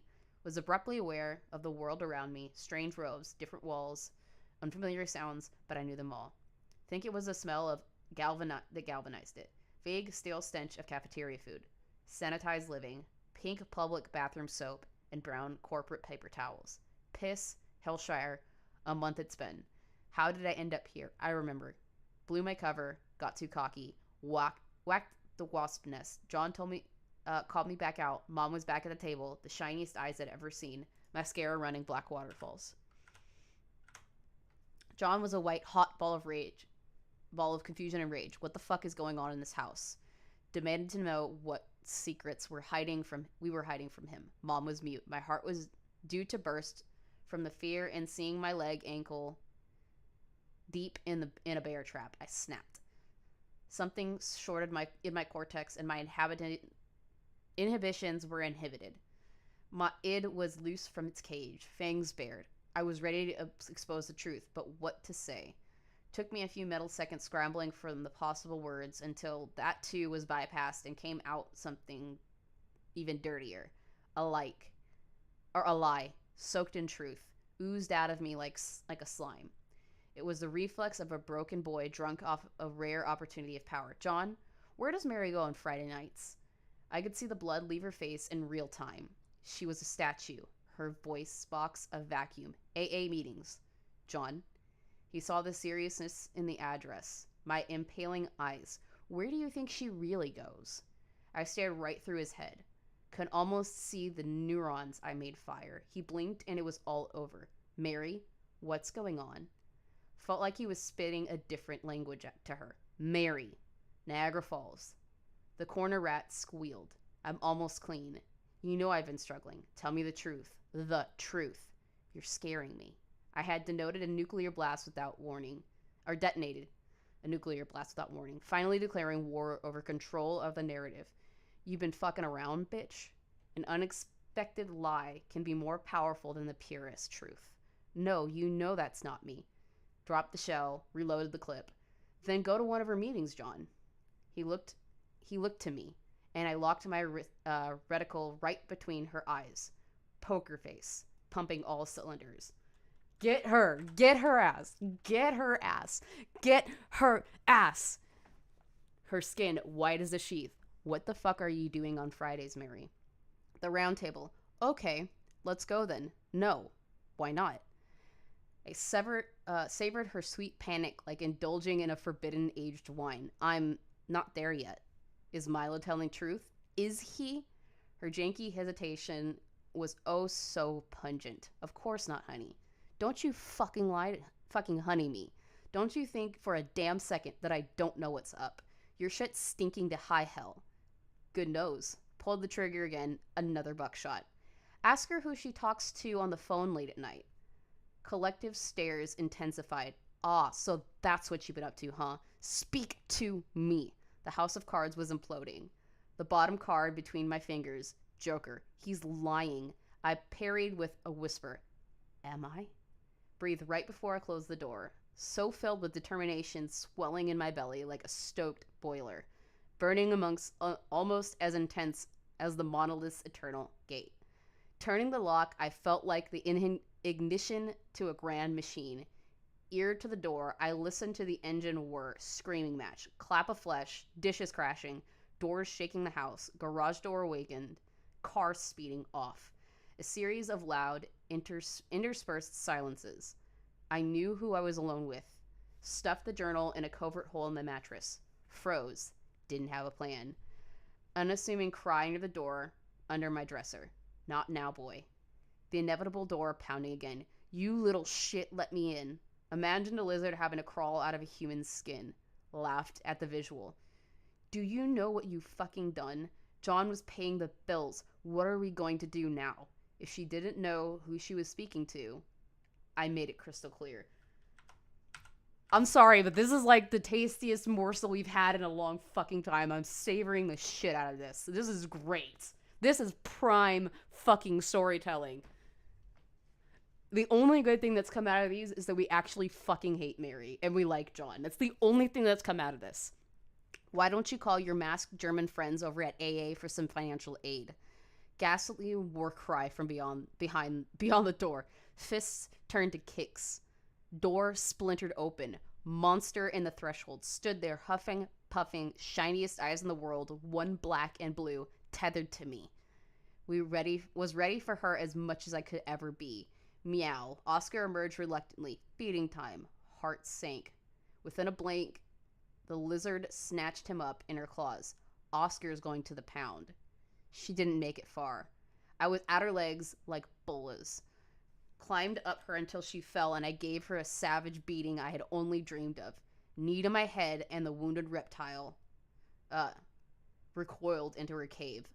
Abandoned tail flailing on the ground. No use sugarcoating my feelings any longer. I fucking hate you.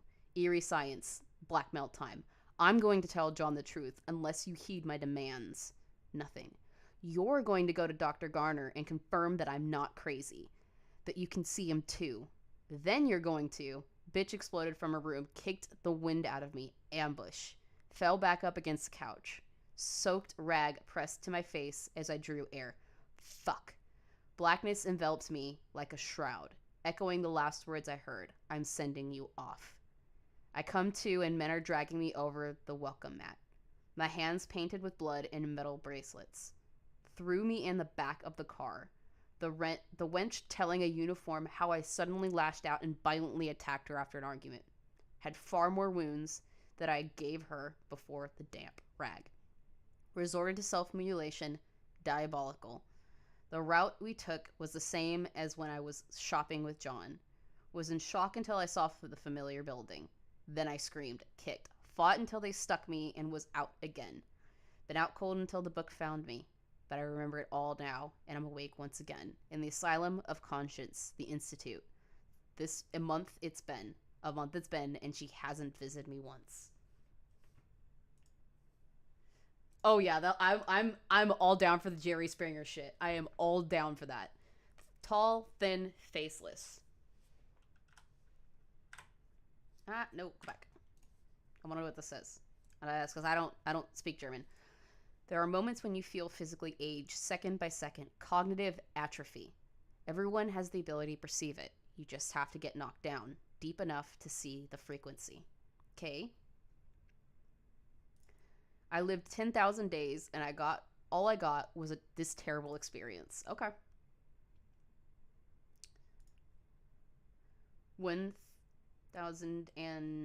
10,001 year firebrand. Okay? We are just the shadows of a higher level of existence. Okay. That's deep, dude. No, it's not. If we're only shadows, what happens when the light goes out? You would just cease to exist.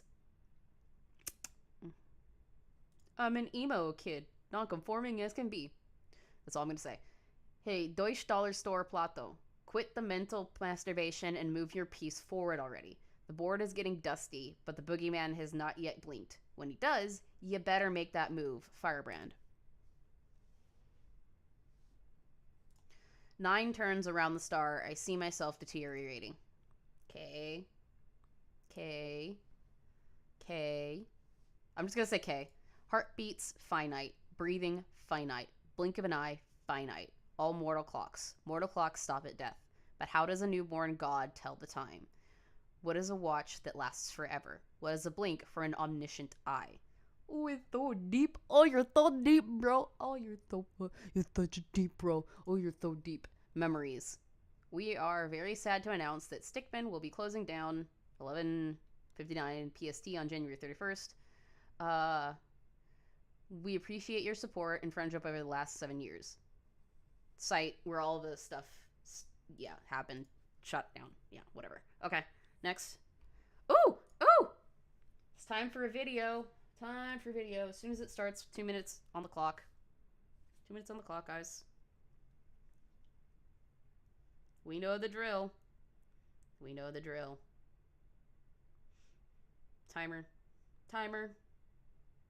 Stopwatch. Timer. 2 minutes. 2 minutos.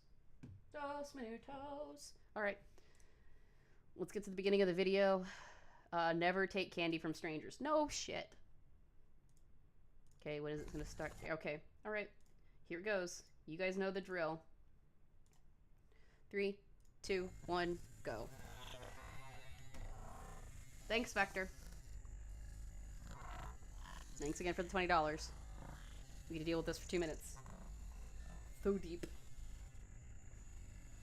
This is so fucking cringe. We've got how long left on this thing? Oh my god. Oh, okay, well, we're... Pause.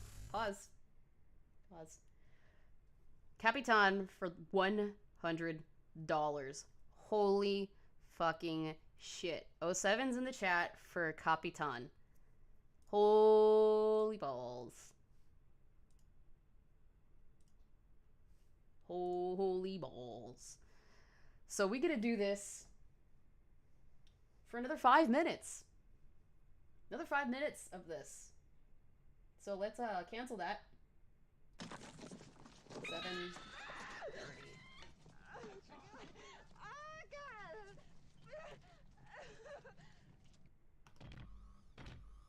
Yes. I love playing this.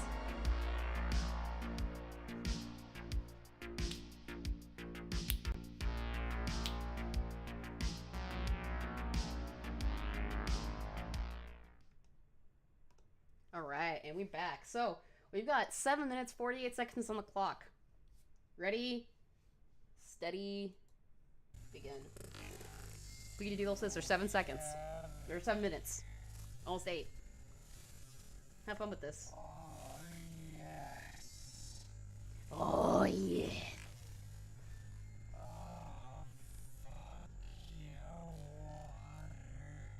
Over your water.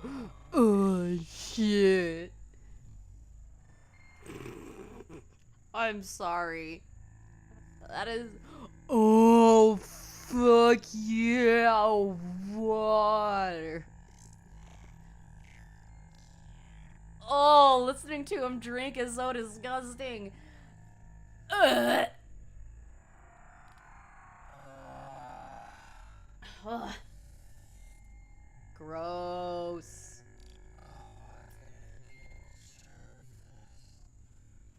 God. You don't... No, you don't... Oh, I mean, you deserve to suffer, maybe. I'll agree with that. You is... God damn it, Capitan. We're not naming that person here. We're not bringing this up here. Not doing that. Oh, he's got a bar of candy. That sounds... I'm actually really hungry right now. I'm gonna eat lunch right after we're done with this. And we've still got an hour of this crap left to go through.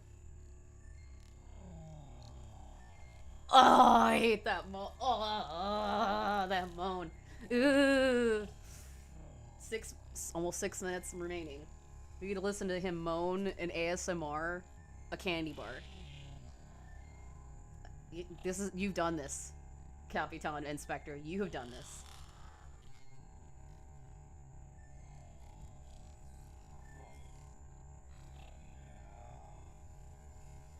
You've done this. This is all you. This is all your fault. I hope you're proud of yourselves. I really, really do. You know the rules, Spectre. You know the rules I must abide by. Even if you didn't mean for this to happen. You're to blame. So what you're saying is you looked at candy bar from a stranger, probably.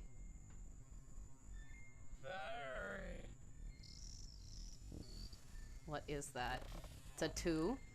Is it a thing? I'm proud of myself. Thank you. I know you are. I know you're proud of yourself. Is that it? Nope.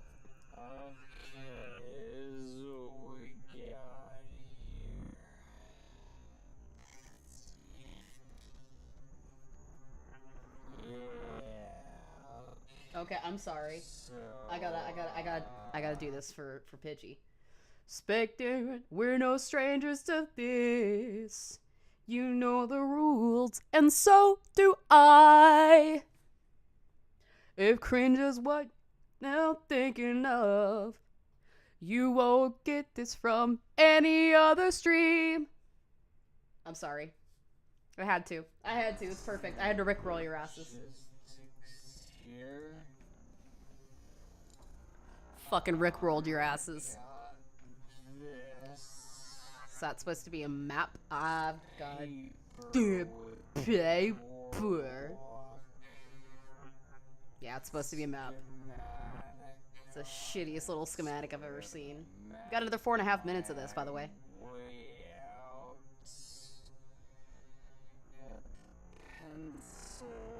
Got pencil. Half a bottle of water, maybe.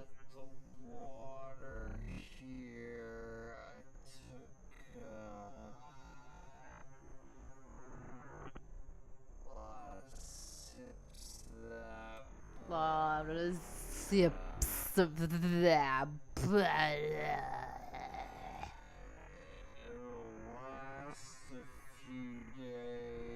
That will not last you a few days, bro. Well, it will if you pee back in it. He probably is gonna have to pee in it. It's gross. 3.5 minutes. Looking nasty. This is so fucking bad. I hate all of this. Did I just get rickrolled in the year of our Lord 2023? Yes. Yes, you did.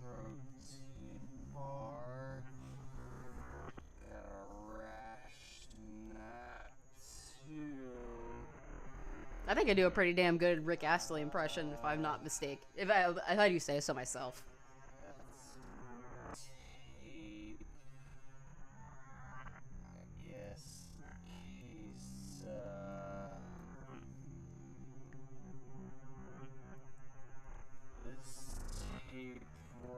To the tape.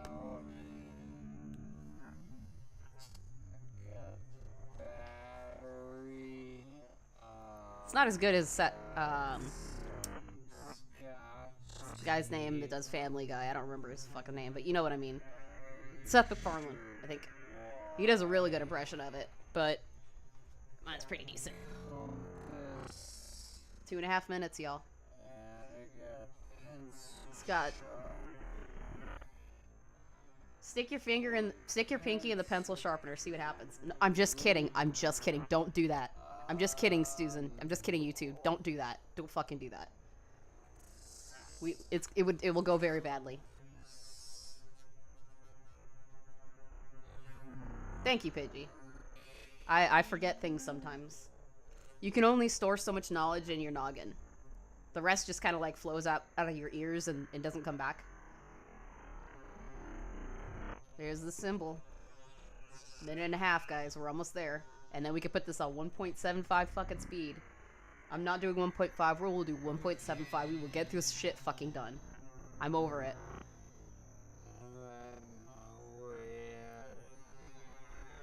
You guys would be shocked the amount of information that the dumb information I retain. Mostly jingles.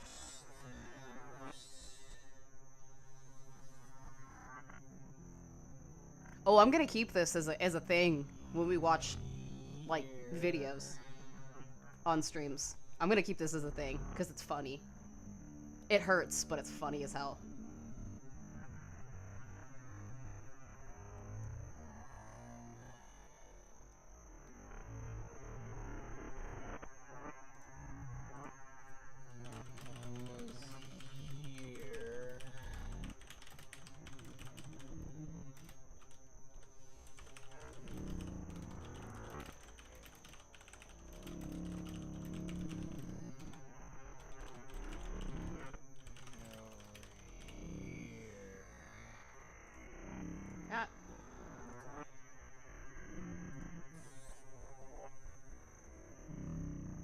This is so... Less than 30 seconds. Less than 30 seconds. Less than 30 seconds! 15. 14. 13. 12. 11. 10. 9. 8. 6. 5. 4. 3. 2. 1. Speedy Gonzalez. Thank you. Okay. Weird map. The voices in my head saying things that shouldn't be said. What the changes? What else did I say? If there's anything weird, I go the other way. Ignore the fortunes. What else did I say? What else did I say? He's like doing a speed run of this, like figuring out how to like. You will die alone and poorly dressed. Okay. Happy New Year. Yeah, Happy New Year to you, Speedy Door. Nope, ignore it. You need to roll the right number, big guy. Is that a challenge? Don't eat the paper. He's gonna eat the paper. He ate it. Called it. Mr. Krabs, so good to see you. You don't have any fired it. Guys, this is how my brain works sometimes. And we've got an hour of this left. A little less than an hour. You got your rules and your religions, all designed to keep you safe, but when rules get broken, you start questioning your faith, right? So, let me get this straight. You're saying... Whoa, what was that? What was that? Hold on. Something that was going on here. What was that? Go back. Something happened there. What is that? What the fuck? Okay, that wasn't anything, I guess. You're saying you were It was just weird. On purpose.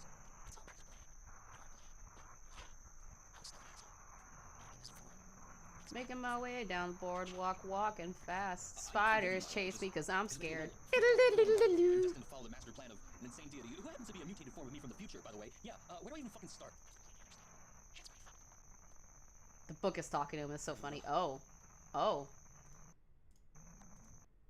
If you do not change direction, you may end up where you are heading. Okay. What the fuck do I do? This is, I'm ignore it, but this It's a sign. Shit. Oh. That's ominous. I don't like that. Oh, shit.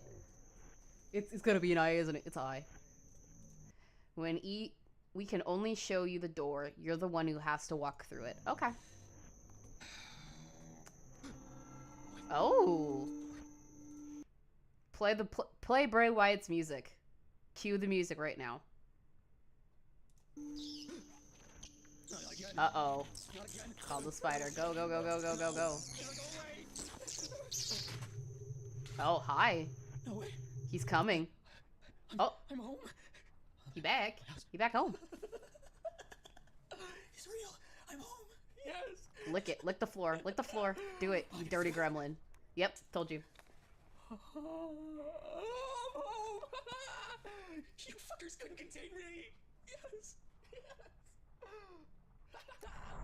Yes. You're saying?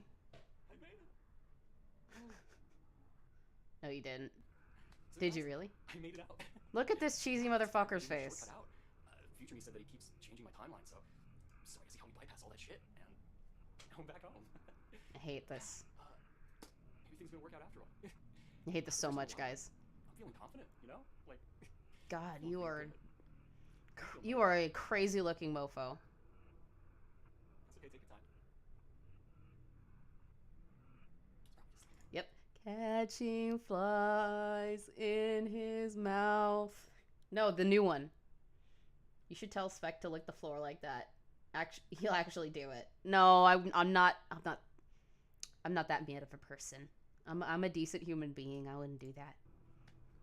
Look at his smug fucking face. You can answer when you want, don't worry. Boy, I'm thirsty. This guy is. Water's broken. Let's try this again. Yeah, you're still stuck. You're still stuck, buddy. That's a tough door. Just one sec.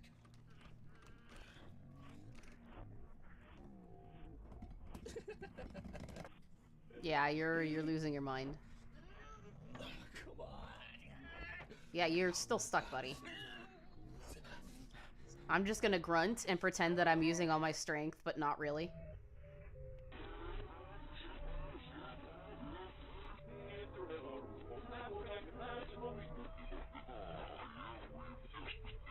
Okay, no, we're skipping that. No water for you. No water. Yeah, you're still stuck, buddy. Oh, wow. Yeah. Oh. No mail today. You're not leaving. You're still stuck in the loop. You're just stuck in your house now. Come on. You say motherfucking something. goob. Some creepy. Some condescending. Anything. Come on, Milo. Where'd you go, man? Where'd you go? I'm all alone here, man. This is such bad acting. Say something. Say something. Hey guys, how you doing? Just following. This is what crazy looks like, guys. Just letting you know that I'm doing A-okay and everything is fine. I am having a wonderful time back in my house. This is not my house. The sun hasn't set in 3 days. There is no food and water. The doors don't exit. I haven't I'm slept. so happy to be home. I never thought I was gonna be able to leave that place, but you know what? Now I'm home, and I'm so They've trapped me in a fake version of my house. I'm playing along for now. Firebrand, please help me. happy to be back in my house. Yeah, cry. This good in a very long time. Cry, buddy. I don't think I've ever felt this good in my entire life. So, yeah, I'm happier than ever, and I just want to keep on living life to the fullest. Keep on trucking on. Yeah, you look like an insane person. Yeah, it's a great day. Let's watch some regular ordinary Oh, not the feet again. Come on.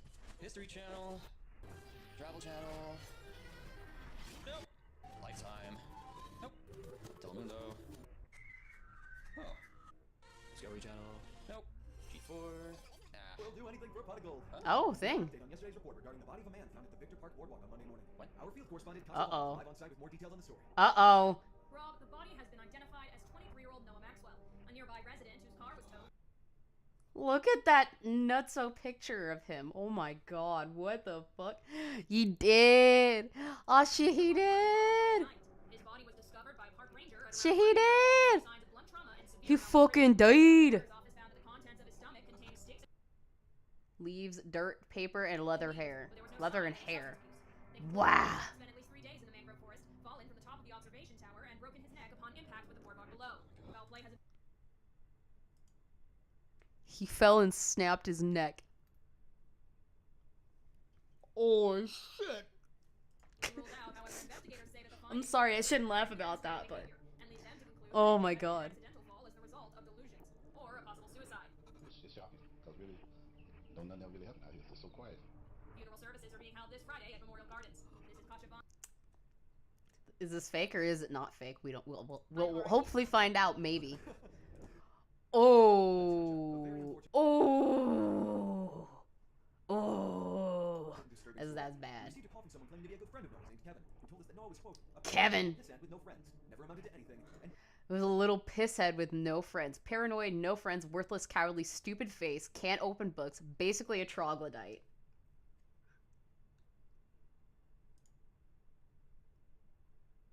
He even called him a troglodyte. Oh! Oh! It is gonna end very soon. But it looks like it's safe to say that Mr. Maxwell was a pathetic nobody that will certainly not be missed. Next on your 6 p.m. news of the now, a new study has shown that eating paper can be more beneficial than you may think. Man, there's nothing on TV today. Yeah, that. Oh, at the feet, bro. What, you calling a dead man's house? Hello, Noah. Please leave the tone after the message. After the call is available to your tone to leave a message. Hello. Hey, you know who it is. So, you probably guessed by now, but you've been lured into an illusion. This is essentially Yeah. a dollhouse, their newest tactic of scenarios. But they took a risk pulling some off-script shit because it compromises their clairvoyance. I know all their tricks now. They can't see ahead like I can. They too can be clumsy. Bad at imitation. Takes too much effort. Yeah, it was fake. I figured it out. Just look at the big guy. Getting clowned. Still getting clowned. He's not actually dead. This whole distraction sequence is an essential part of the timeline in which you escape. Now, listen to me very carefully. They keep it daytime here, so it's always bright out, because they don't want you to figure out that the camera's night vision reveals the truth. I thought you would have figured it out by now, but I had to intervene before you fucking starve on me. They moved the door, so you need to find it again. Use the camera, find the door, unlock it, walk back through. It's that easy. And remember, none of this is real. Except for Ken. Let him in, keep up appearances, keep playing along. It'll buy you some time. But whatever you do, don't take what he offers you. You learn why in time after some reason. Then lock him the fuck out and continue onward. Don't give in, you got this. See you on the other Why do you got women's multivitamins? You gotta be kidding me. That. Oh my god. Don't take it. Don't do it. More cringy shit now. It's got more cringy, guys. We got more cringy shit to go. Stop showing us your fucking feet, bro. I don't want to see those. It's Kevin. Kevin, my old friend.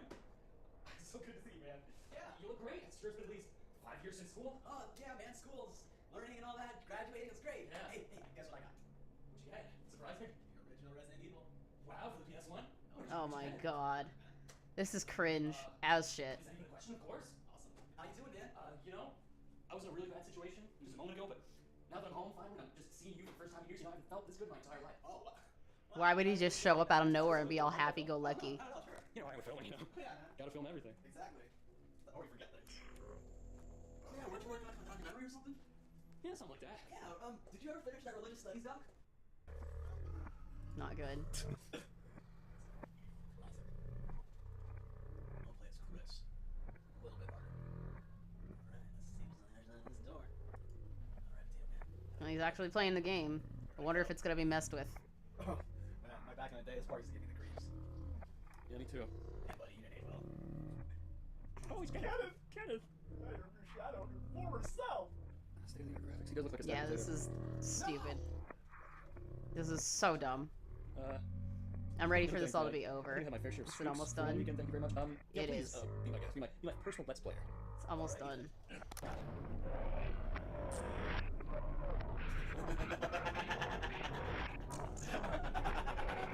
No! Damn A it! couple more minutes.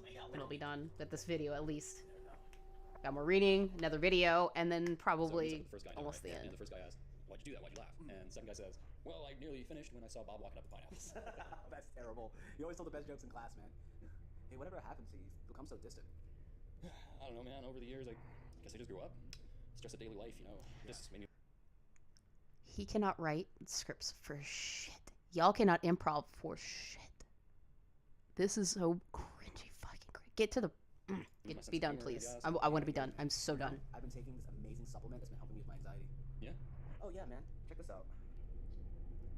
Did you pull this out from your fucking ear? It's the black and white pill, bro. It's the black and white pill. What's that? Well, it's not on the market yet, but it's okay. I know that. They take these rare beans. Come take some drugs, man. Come, drugs. Take some of these drugs. You don't know what they are, but just take them. No. To that, and you mash it together with some high-grade CBD oil. Really? Yeah, just imagine the best joint you ever smoked, but better. So it helps you forget all your problems. Like, Don't take it. Takes away your stress, anxiety. You wanna try? Oh, boy, would I. That sounds fantastic. Excellent. Here, take my water. You look parched. Thank you. Take some drugs, okay? No, drugs are bad, okay. What are you waiting for? Take it. You know what? On second thought. No thanks. Alright. Yeet. Yeet. Okay, I know where you're going.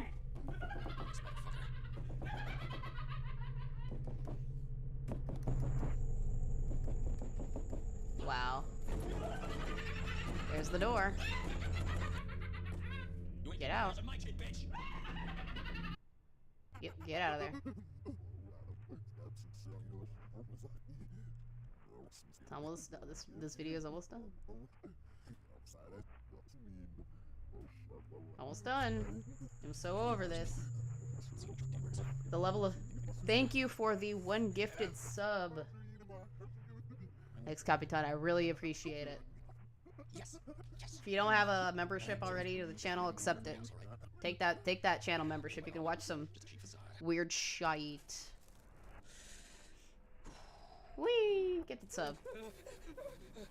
Go, go, go, go, go, go, go. Where you going? Where you going? You forgot to take your meds. Nope. I can still see you. Out you go. Please. Kill me. Bye. Eat dicks. Eat a bag of dicks, Kevin.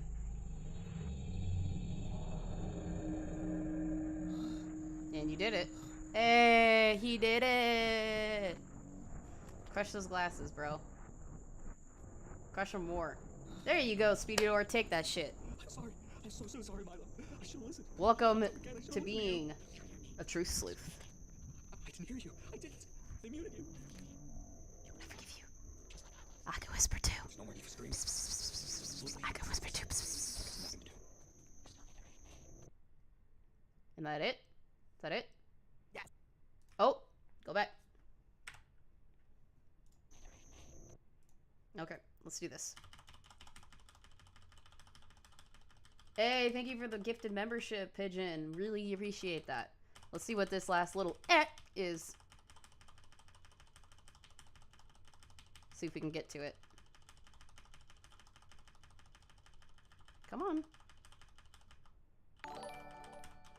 There it is. The eyes see only what the mind is prepared to comprehend. Yes. And we got it. Got through it. Long hangover. Do not drink for a while. Okay. Nothing to see here. We're getting there, guys. We are getting so close. Video. Something about a video. Alright, what does this mean? I am the champion of social distancing. I suffer from supernatural pneumonia, but the world is protected from my disease thanks to my self-isolation. My preparation for the dark times continues. This new pathogen serves only as good practice. Oh, he's talking about the panini, guys. He's talking about the panini. What does it say? A quarter of you can eat shit. All is well. April Fools, wake up. You cannot. The nightmare is real. This has gone way too long, dude. Come on. One foot in the grave, the other on a banana skin. Okay. Tweet from May 12th, 2020. Severance. Okay. So the intention you applied here was to block the haters. That's cute. Waiter experimentarian, du wirst belohnt. Keep experimenting, you will be rewarded. Okay. Decade. My Twitter account has officially been created. It's been a decade. So we've been doing this for over a decade. What does this say? 10 damn years. I used to think that posting this video ruined my life. I know better now. I was always cursed, born in hell. I lived the book of Job. I fell from heaven, and one day I will become Satan. Interesting. Hey, Attendo, welcome. Thank you for the gifted membership, Spectre. I really appreciate it. 07s to Pigeon, to Capitan, and to Spectre. I very much appreciate it. Our ability to perceive the entities is directly influenced by our indigenous perception of those for whom we were designed.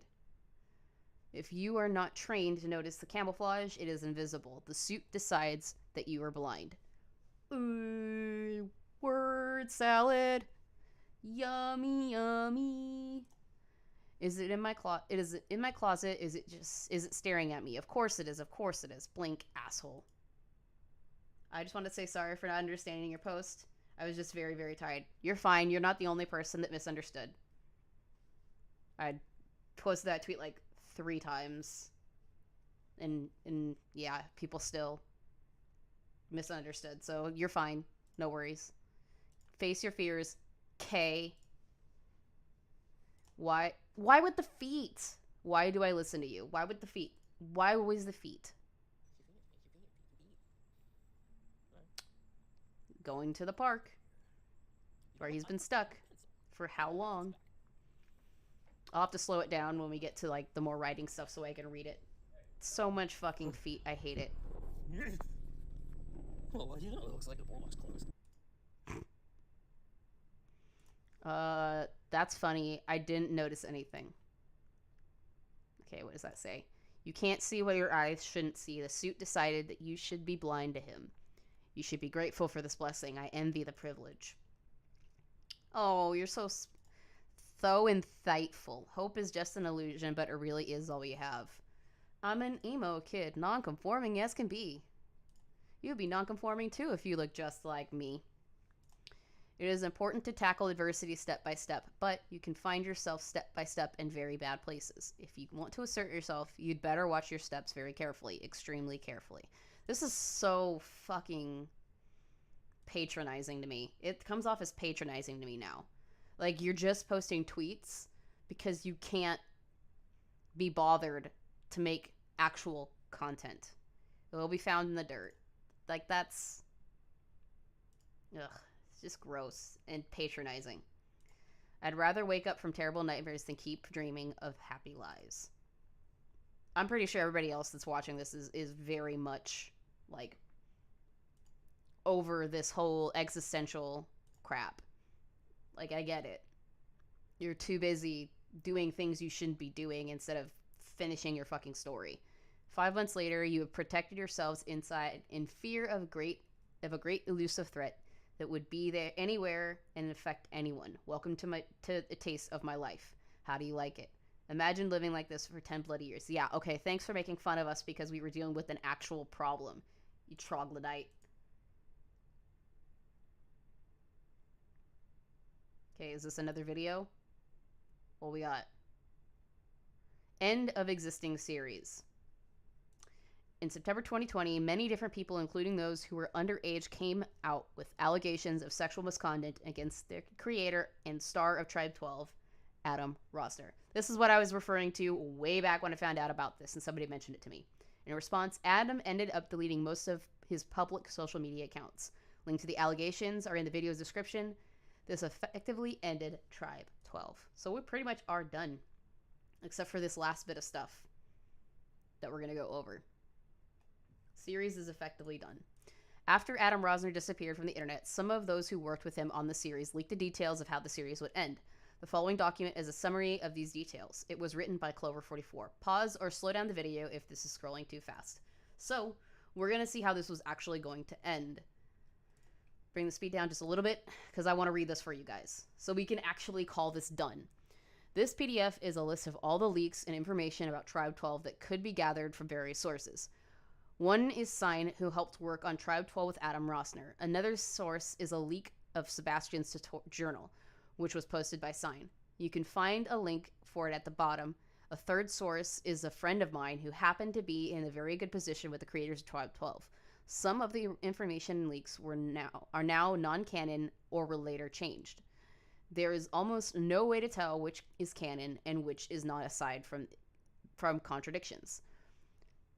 This document does have non-canon information, specifically in the summary of Sebastian's journal. Okay, Sebastian's journal. This is the one they are trying to get. It is a diary of a Nazi soldier that acquired a piece of the administrator's suit. The power the journal has comes entirely from the fabric. The fabric essentially causes a glitch in time and space that is so powerful that it can trap the admin and collective in a time loop. There was a leak of a draft for this journal, which the audience was eventually supposed to see.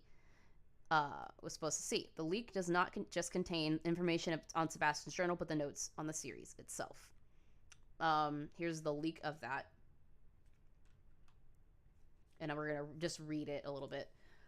Journal leak. The PDF document is 78 pages long. The following is a summary of it. The first page is about the Nazi experimentation with the administrator, aka the incident. It is written from Sebastian's perspective. It also has notes on potential House of Leaves references. On page 2, there are several new characters that are introduced and described. After more details on the incident, one being where the experiments take place, which is in an underground laboratory. This part of the document was going to be a preamble to Sebastian's journal. Sebastian started the journal as a way to write to his wife without worry of his letters to her being read by the German government. The next part is a slow build-up of Sebastian's interaction with the other guards. There are signs of the admin's influence early on, like how the dogs and the soldiers were keeping went crazy, and how there are no animals in the Black Forest around the lab. This is explained and mentioned multiple times throughout the document.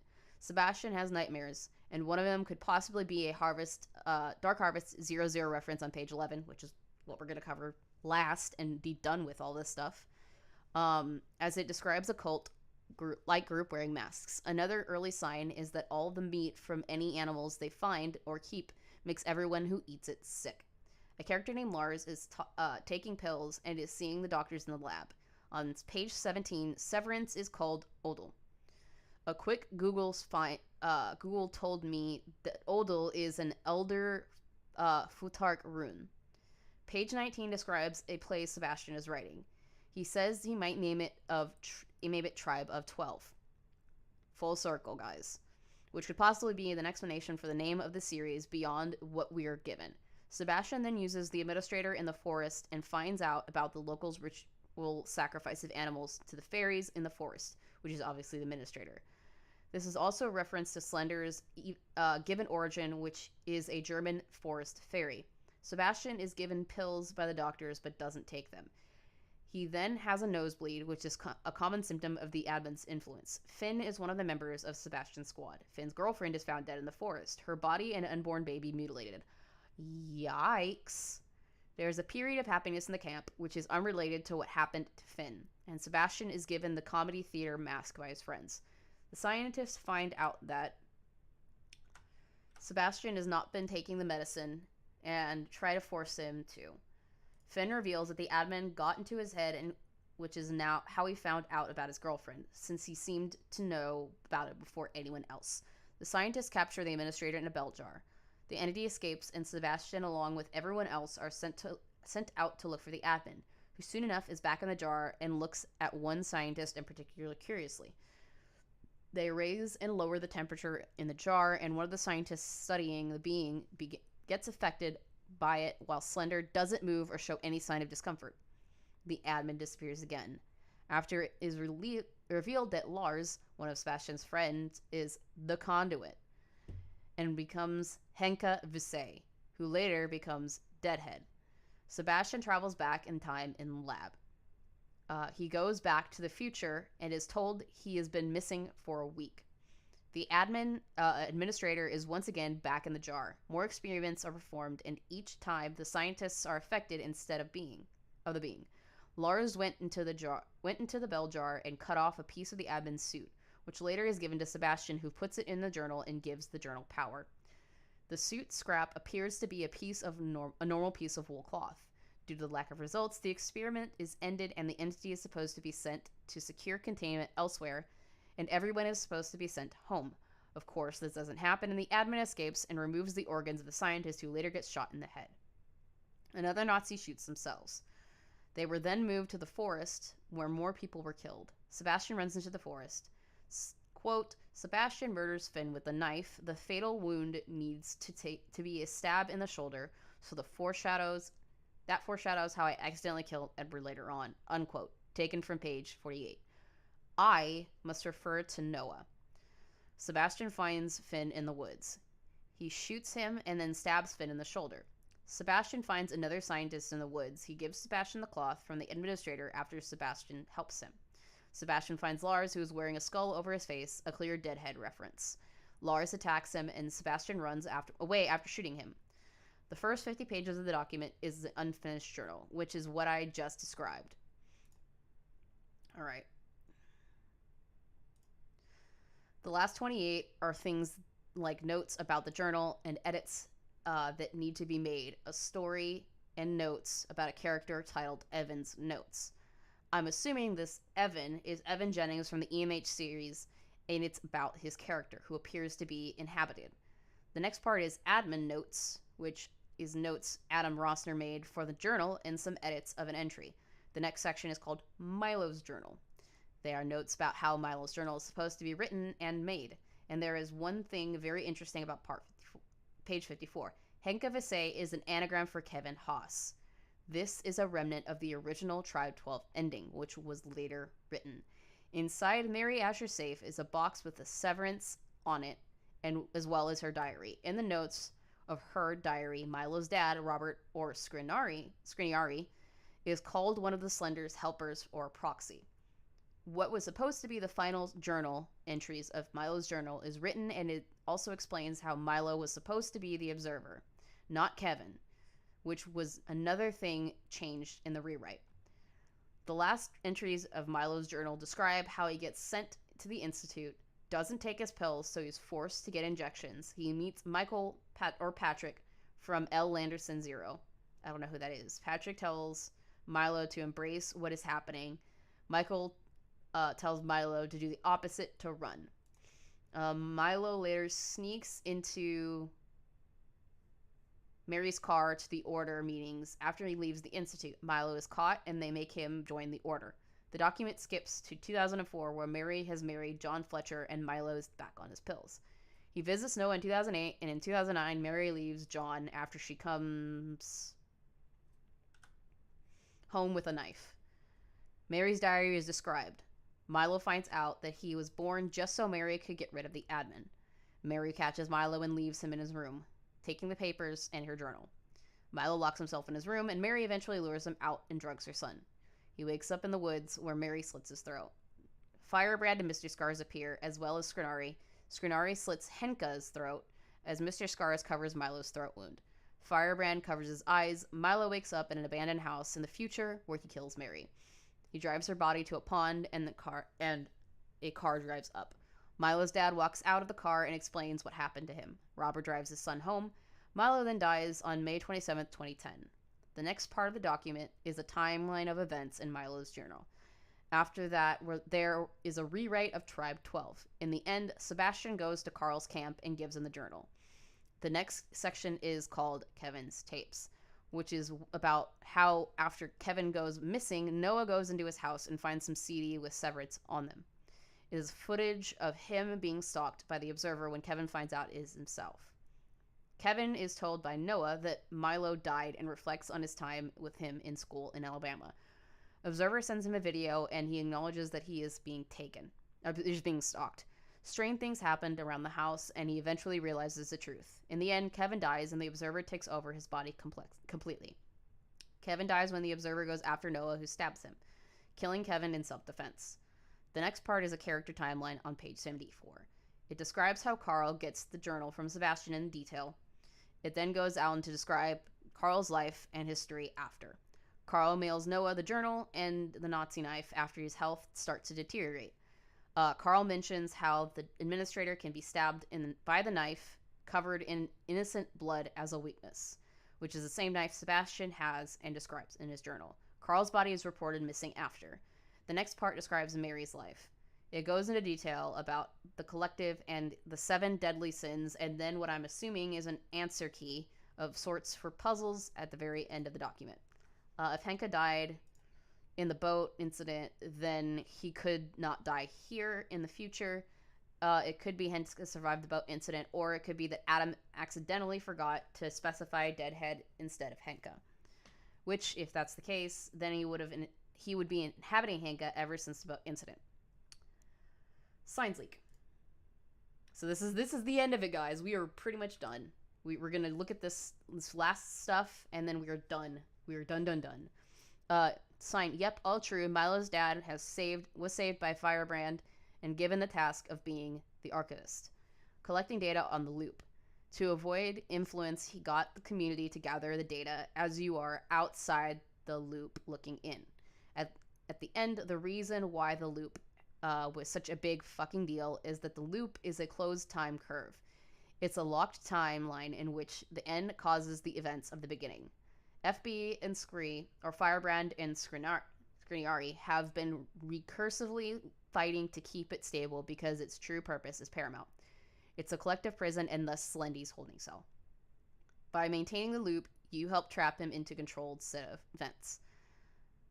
Once his influence on the whole of time and space is under Firebrand's thumb, he is no more dangerous than a theme park ride, scary at parts, but very safe as long as everything remains on the rails. Also, there are more symbols. Severance is just a single tool in the toolbox. The Pikachu of the TribeTwelve Pokedex. If you can still watch the series and want to dig into the things I build, see if you can find them. The leak confirms Robert S. Skriniari and gives us some insight into the loop.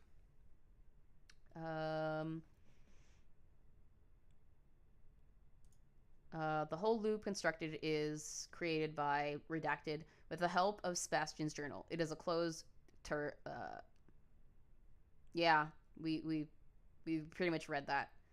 The entire plot of TribeTwelve is essentially Firebrand trying to navigate Noah through the few minor alterations in the timeline whenever a new loop occurs, as each one has small changes which can affect the collective, give the collective a chance to steal a journal. It just so happens that we're seeing the first successful one, not unsuccessful, my bad. The loop continues to exist only if Noah gets the journal and dies with it. The goal of the collective is to get the journal, which frees them from the admin, who would basically continue to feed off the world, but the being would be allowed to spread to all corners of Earth. The observer in the loop we are seeing was created by Kevin dying in the previous loop, and Kevin dying in this loop creates the observer for the next loop. Kevin dies by getting stabbed by Noah in the previous loop, which, much like this one, where this version of Kevin gets stabbed in Deus Ex Machina. Skriniari is important to the loop because he is saved by Firebrand and given the task of being the archivist, who collects data on the loop. He helps get the community to gather data because they are outside the loop looking in. Skriniari is also the roommate. The other symbols were hidden in Patreon tiers. So, here's the symbols. Sensum, Auxilium, Presum, Inri Tatrix. Okay? We all know that Severance, which is an access key symbol, which could be reverse engineered into a lock. There are supposed to be 2 other symbols that are going to be used. One was the symbol, or the time symbol, and the other was the space symbol. The 4th symbol in Retatrix is theorized to be the representation of the audience. The time symbol, which I theorize to be Presum, is exactly what you think it to be. It allows people to travel through time. The space symbol, Auxilium, is theorized to allow teleportation. Mary Asher's safe. The leak of Sebastian's journal has shown that it contains Mary's diary, but Adam Rossner said it contains some relevant information about Firebrand. Me and one of the sources of information I had to make this document both take the best explanation is another tool symbol. and events leading up to the end. Let's go back. Hold on. Let's go back. Is that right? Yeah, okay. The video after Facade was going to be Noah escaping the boardwalk with Milo's journal, only to get trapped in his house by the collective. Noah figures out that the time symbol on accident after he runs out of food. He is sent to the Black Forest in 1945 and watches Karl shoot the administrator. The bullets get deflected through time and end up killing someone in Noah's present. Because this is when Priscium is found, Auxilium was going to be the symbol of Mary's safe. If that theory is true, if that theory is true, the video after Noah discovers Priscium would be him erasing Severance from Milo's journal and unlocking it, killing the remains of Milo Asher in the process. This is where Season 2 would have ended. Season 3 starts with the beginning of the Dark Time. So this is only 2 seasons? Holy fuck, kill me. No, don't really, but like, that would have been, with how bad this has been going, it would have been just a chore to get through. This is Season 2, seeing the beginning of the Dark Time and the start of Noah's decline into Pre-Band. Pre-Band figures out how to use Prism and goes back in time to catch birds to eat, which is where the raw bird came from in Sisyphus. Pre-Band is then mailed the journal after Karl's health starts to deteriorate and he realizes he won't live much longer. Then Observer attacks him and Pre-Band stabs Observer, which kills Kevin. Karl dies and Pre-Band finds the journal, the ammunition box, the letter from Karl, and the letter from Karl after. Pre-Band then goes on a journey, traveling through time to visit his younger self. There are certain scenes spread out in the videos where you can see shadows of figures which are just off screen. The figure in them is Pre-Band, who is traveling back to steal batteries from Noah, which is how the laptop is charged. There was also going to be scenes where we would see past Noah filming on Pre-Band's camera. Pre-Band becomes Firebrand eventually and dies. Firebrand is inhabiting a dead vessel. There was a planned crossover of Habit training him for the ending, which was going to be a fight between Firebrand and the Administrator. The fight would have scaled several dimensions and times and space. And the very end itself was going to be Firebrand winning against the Administrator and severing himself from the collective. Which he probably would have done by stabbing him with the Nazi blade with innocent blood on it, which was going to be Kevin's. The Administrator, however, would not be destroyed, just defeated. The collective would not get destroyed either. So those are more extra info. Edward, the tech guy from the device analyst's video, was supposed to be the most significant character in the series, according to Adam Rossner. He was going to be stabbed in the shoulder, which is foreshadowed in Sebastian's journal. Edward was supposed to get sent back in time to fix a German radio. Kevin's log, which is described in the journal leak, was going to have its bloopers be a DVD extra. There are also plans for a bound copy of Milo's journal. Henka Visay probably died in the boat accident. Another thing to note is the leak of Sebastian's journal was the most recent thing that Sign had access to. Everything else that was not covered by that leak was from what he remembered was going to happen. So that's the ending. The following is a leaked draft of Sebastian's notebook, as mentioned. I'm not going to read all that. I'm not reading that. Let's skip forward. We're not reading that. We're not reading that. Not doing that. Sorry, guys. We're not doing that. We're not reading that. Okay, so that's the end of that shit. So there's something else at the end. We'll find out what it is. Bonus videos. Okay, so we got some bonus videos. There's a monster in my closet. April Fool's video, 2011. Do we need to watch this?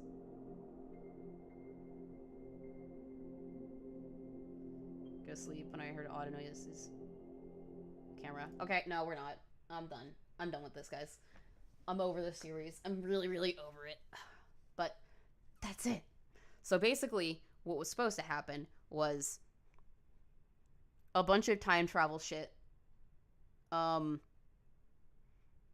Seeing that one really, really crazy version of Noah becoming pre-brand, or becoming itself, and then fusing with Firebrand. And then we get to see Noah becoming Firebrand because he gets the journals. And then I guess Noah stabs the tech guy in the shoulder to get his blood, and then he stabs the administrator or Slendy and ends the loop, and that would be the end of the series. Okay. But that's it. We are done with TribeTwelve. We fucking did it. 2 hours and 40 minutes, and we did it. We did it. We did it. We did it. We're done. It's over. We have one more series for Slenderman to go through, and I'm done. That's it. Thank you guys for all the support through all this. Thank you for making this at least somewhat bearable. I don't think I could have done it without the help of everybody that's been hanging around through all these streams. We're moving on to bigger and better things. We've got Nox next Sunday. Talk about Satanic Panic. We always love Nox on here. He's a breath of fresh air. He's my wonderful friend and co-host. We have Love Phones the following Sunday, which is the 19th. And then the day after that, we're going to do Local 58 for one of our, I don't remember who suggested it, but one of our channel members suggested it. But that's where we're going. And then after that, Nixonverse. Dark Harvest, and then Nixonverse, and all that other stuff. So, let's all celebrate. We're going to have a good rest of our day. And I'm going to get the fuck out of here. Y'all have a wonderful weekend. Or rest your weekend. I'll see you, I think, Tuesday. I may have to reschedule to Thursday if, because I gotta take this desk apart and I gotta get my stuff moved to the side so the new desk comes in. I can put it together, I can take pictures, and you guys can see how beautiful that shit's gonna look. But until then, I'll see you in the next one. Sweet nightmare. Bite me one time. Bite me twice. Oh, ah, that's rather nice. Frankenstein, freaks and grudge. Scream out loud, you're out of luck. Crime so beastly, can't get enough. Ooh, it's all Psychotic Love.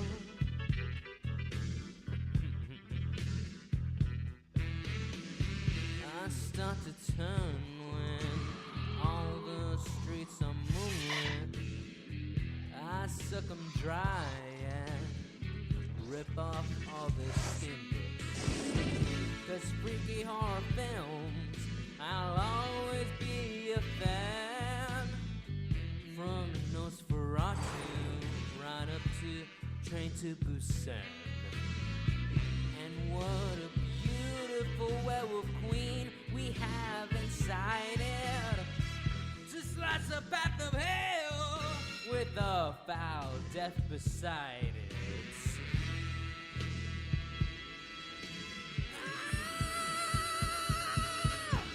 Spooky sounds, blood and brains, hunted down by the insane.